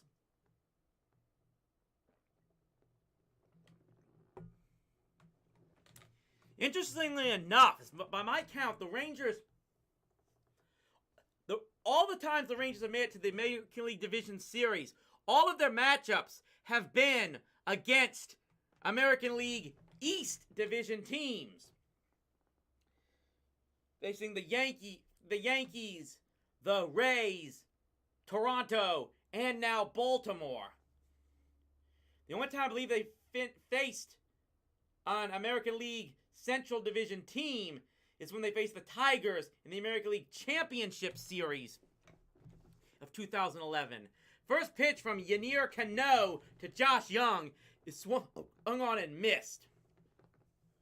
He has a 211 earned run average. As we said, as the 0-1 pitch here gets away from him and goes all the way back to the backstop, Orioles lost their closer at the end of the regular season to the dreaded UCL injury. And again, you would like to think this might have been a problem for the postseason, but you can't really blame the lack of a bullpen in that regard, as Josh Young gets a base hit that goes just past lands in fair before rolling into the right field corner, and he will chug in to second base. Another leadoff hit for the Rangers here in the 9th inning. Whew! As we're saying, you can't really blame, at this point, the bullpen for the Orioles and losing their closer, because the number one issue they've had so far is the Rangers getting to their starting pitching.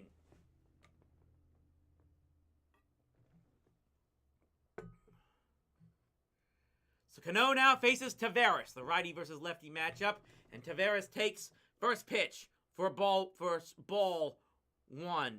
Strike one, actually. Stands are already being emptied here at Camden Yards, with their team trailing 10-5 with 1 inning to go. Can they make it a 6-run game here? Next pitch misses on the inside, and now the count is 1 ball and 1 strike.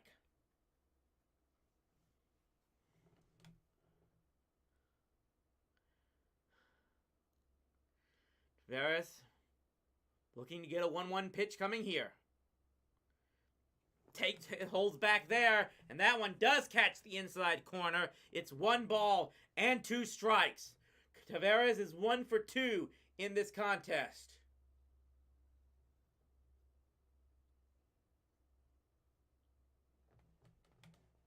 Rangers have an offensive coordinator on their coaching staff now. Put another one of those newfangled positions. 1-2 pitch here misses in the dirt for ball 2. Rangers still being patient here. Making these guys throw as many pitches as possible. Getting deep in counts.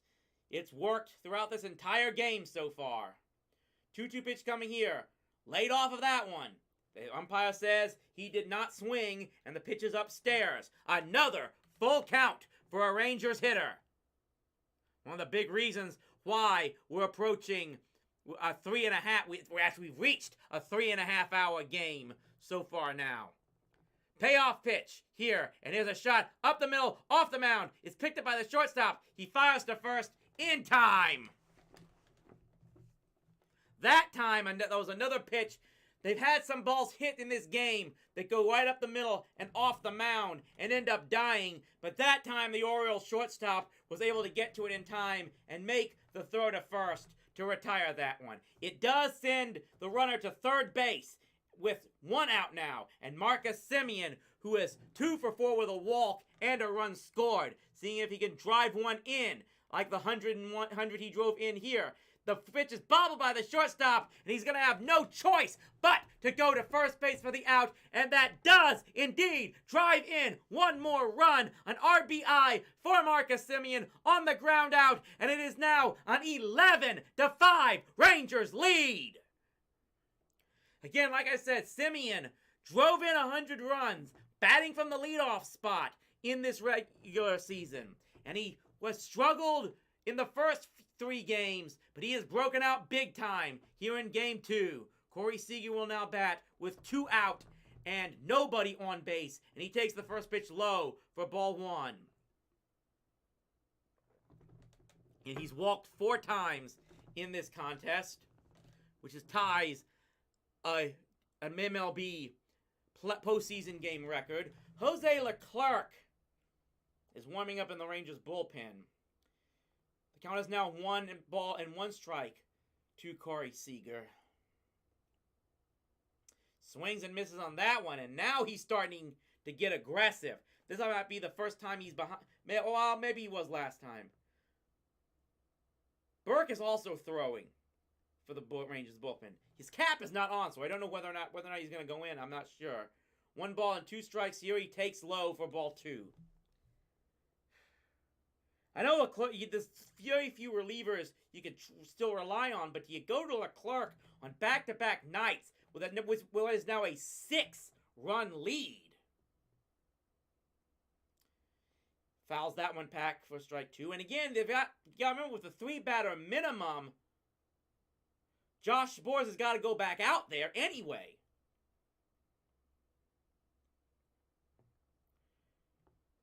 Two balls, 2 strikes. Coming to Seager, fouls that one back, staying alive. I'd play the Bee Gees if I wasn't afraid of getting this stream shut down. It's what I do to keep this one on YouTube for you guys. Another 2-2 pitch coming here from Cano. He chops that one foul. 98 miles per hour on a sinker ball. But he was just able to get enough of it. 1 run is already in here in this 9th inning. Rangers now leading 11-5. That pitch misses way low, and it's another full count to Corey Seager, who has been, for the most part, an incredibly patient hitter in this game.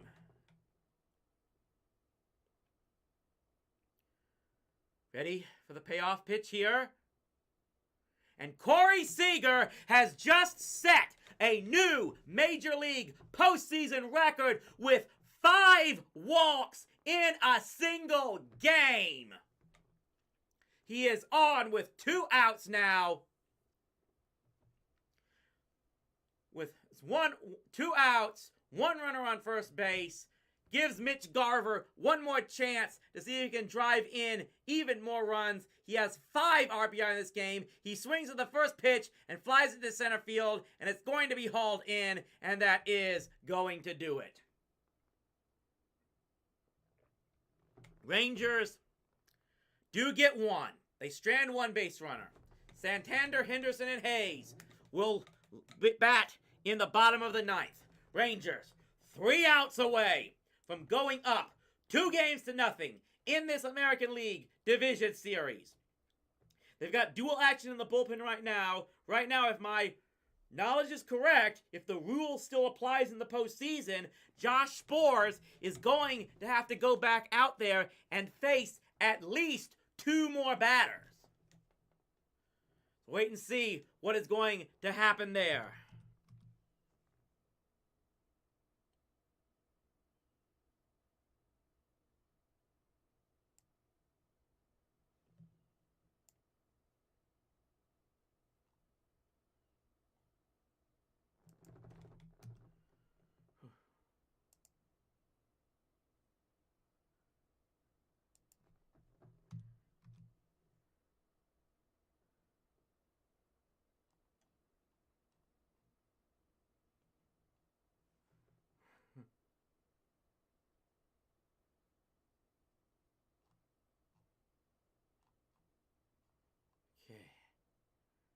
Here we go.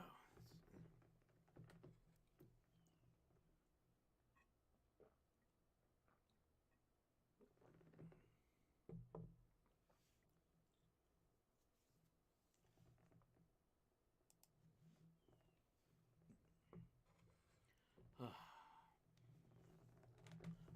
here we go. Getting ready to set. We're going to the bottom of the 9th inning. The Rangers are leading Baltimore 11-5. They're 3 outs away from a 2-0 lead in this best of 5 American League Division Series. Game 3 will take place at the Randall Mill Park on Tuesday. We will not be streaming that game because I will be there in person trying to do everything I can to generate some type of atmosphere and excitement in that country club stadium. If there is a game 4, I will be streaming that for you. And apparently, I guess the 3-batter minimum isn't necessary in the postseason because Brock Burke is now on for the Rangers. He is 5-3 in the regular season with a 4.38 earned run average, and he is being called on to hopefully get the final 3 outs of this contest. I do think it's going to Burke over Leclerc for now is the better move. Try and give Leclerc rest as we go in. We'll have Game 3 on Tuesday night from Arlington.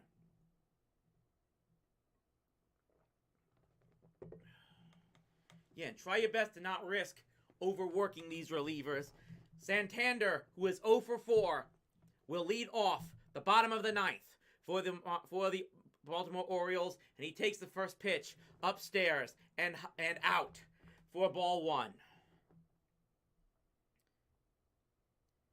He's popped up 3 times. 257 hitter in the regular season.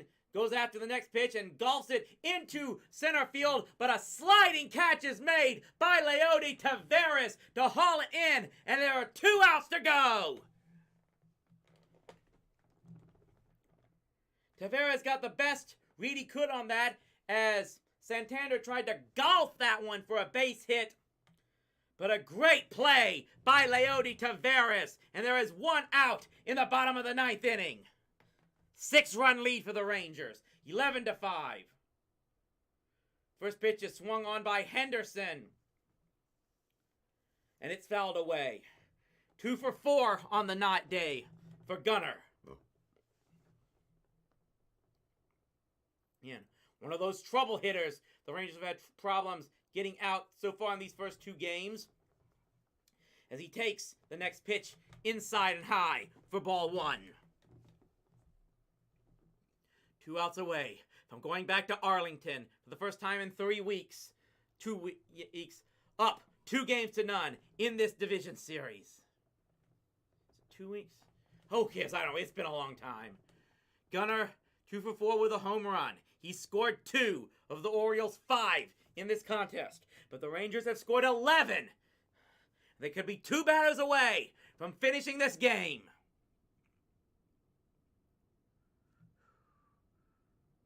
One-two delivery. Went too far inside for Henderson to think about even going after that one.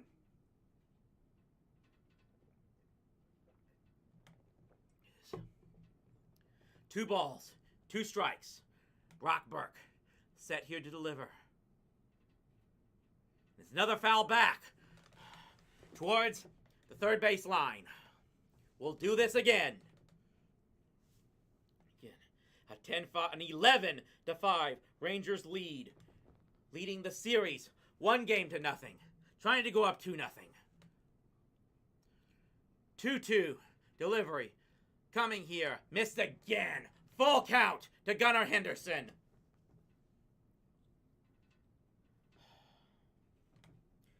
Orioles need a lot of base runners to try and have a chance to get in this game. But the more they deny them, the Rangers will be the better. And he swings and fouls that one just off the first base line.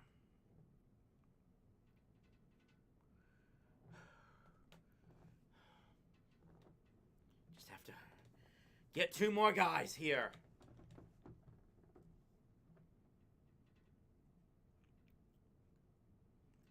Full count, payoff pitch coming here.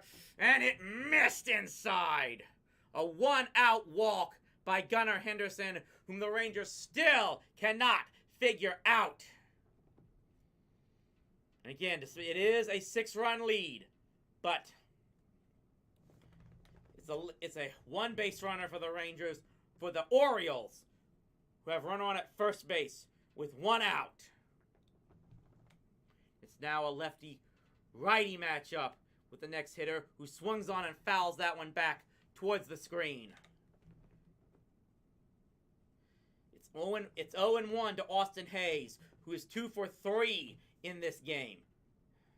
Drove in 67 runs in the regular season. Burke ahead of this batter.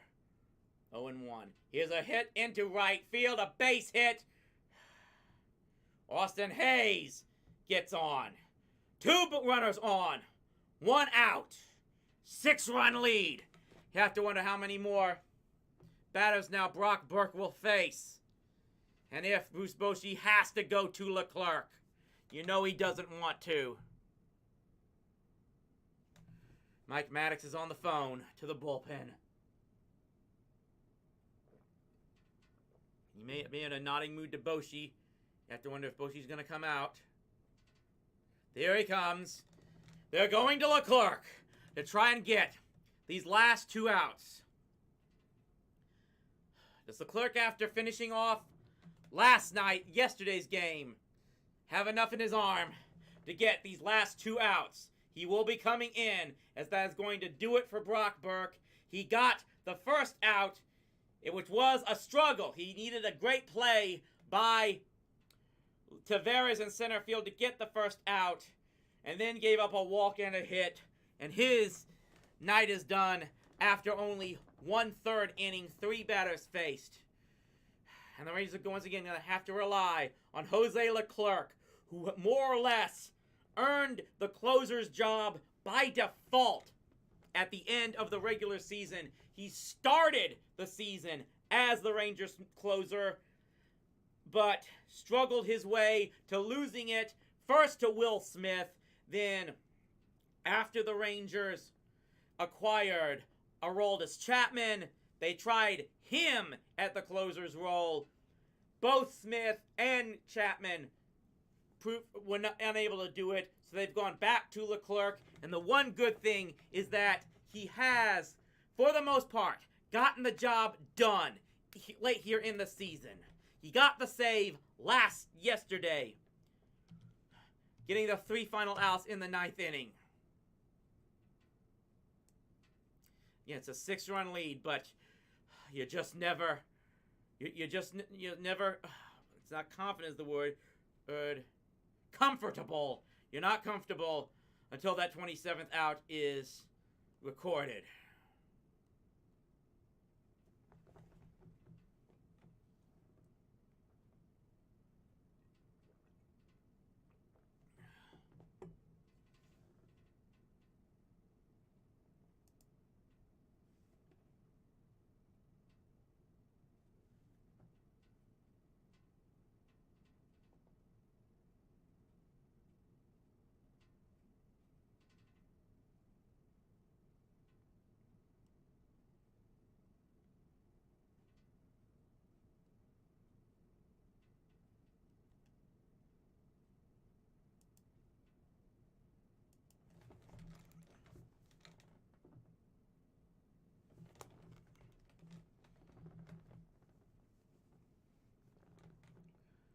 So again, Tuesday, game 3 will be Tuesday from the Country Club in Randall Mill in Arlington. The Rangers be going into that contest up 2-0. They are 2 outs away, up 6 runs in this contest. With Jose Leclerc coming on, it looks like there will be a pinch hitter in here. He was at a .268 earned run average, which might not be optimal from what you might normally want from your closer, but it turned out to be one of the best that the Rangers had this season. He's coming on with 2 men on, first and second, and 1 out.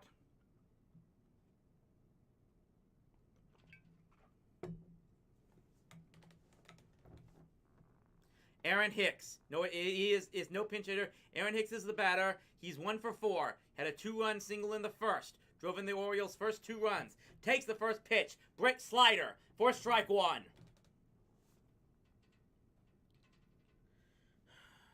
Just 2 outs away here. 0-1 pitch coming here from Leclerc. Swings and hits one, and that one is absolutely gone. Aaron Hicks absolutely crushes it. And it cuts the lead in half. It is now 11-8. 411 feet. A no-doubter to center field. He absolutely knew it. This is what you were afraid of, having to bring in a guy on back-to-back nights. Like I pointed out I pointed out earlier, the one very most significant part about these bullpen struggles is almost everyone has their problems if they have to pitch on back-to-back games. Leclerc here right now has to shake it off and get 2 more outs now with the bases cleared. That pitch gets away inside for ball 1. Ryan O'Hearn will step in as a pinch hitter. He was 0 for 1, struck out in game 1. He was a .289 hitter in the regular season. That pitch misses low. We're so close, guys. You cannot tell me they're going to blow a 6-run lead in the 9th inning. At this point, you've just got to throw strikes and trust yourself. You're better than this, Leclerc. I know it. He's a hat behind 3 balls and no strikes. Missed one low on that one. It's an 11-8 lead. 2 outs away. Come on. You need this to get up 2-0. 3-0 pitch is in there for strike 1. Again, you would normally be okay to go home with a split, but not like this. You need to hold on to this game. 3-1, swung on, hit it into left field. I think it's going to be playable. Evan Carter's got it!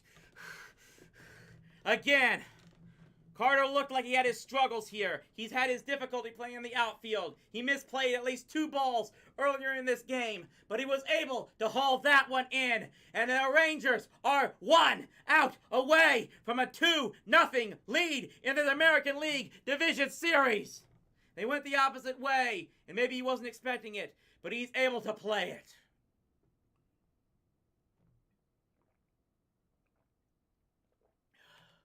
One batter to go. It's Mullins. Takes the first pitch upstairs for ball 1. Cedric Mullins is 0 for 3. He struck out at least once. He was a .233 hitter with 74 RBIs in the regular season. Takes this one down the pipe for strike 1. Rangers are 1 out away here. 9 pitches for Leclerc. They'll have a day off tomorrow as they fly back into Texas. Could not check his swing. Strike 2. Possibly 1 pitch away now.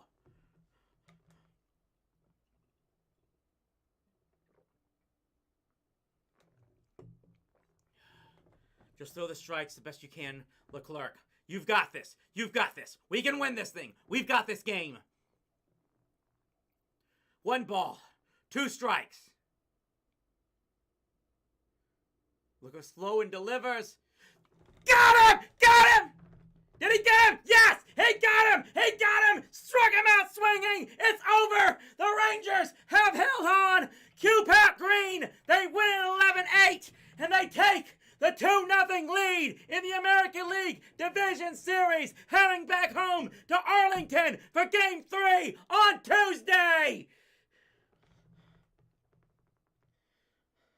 It was a lot closer and exciting than it probably should have been.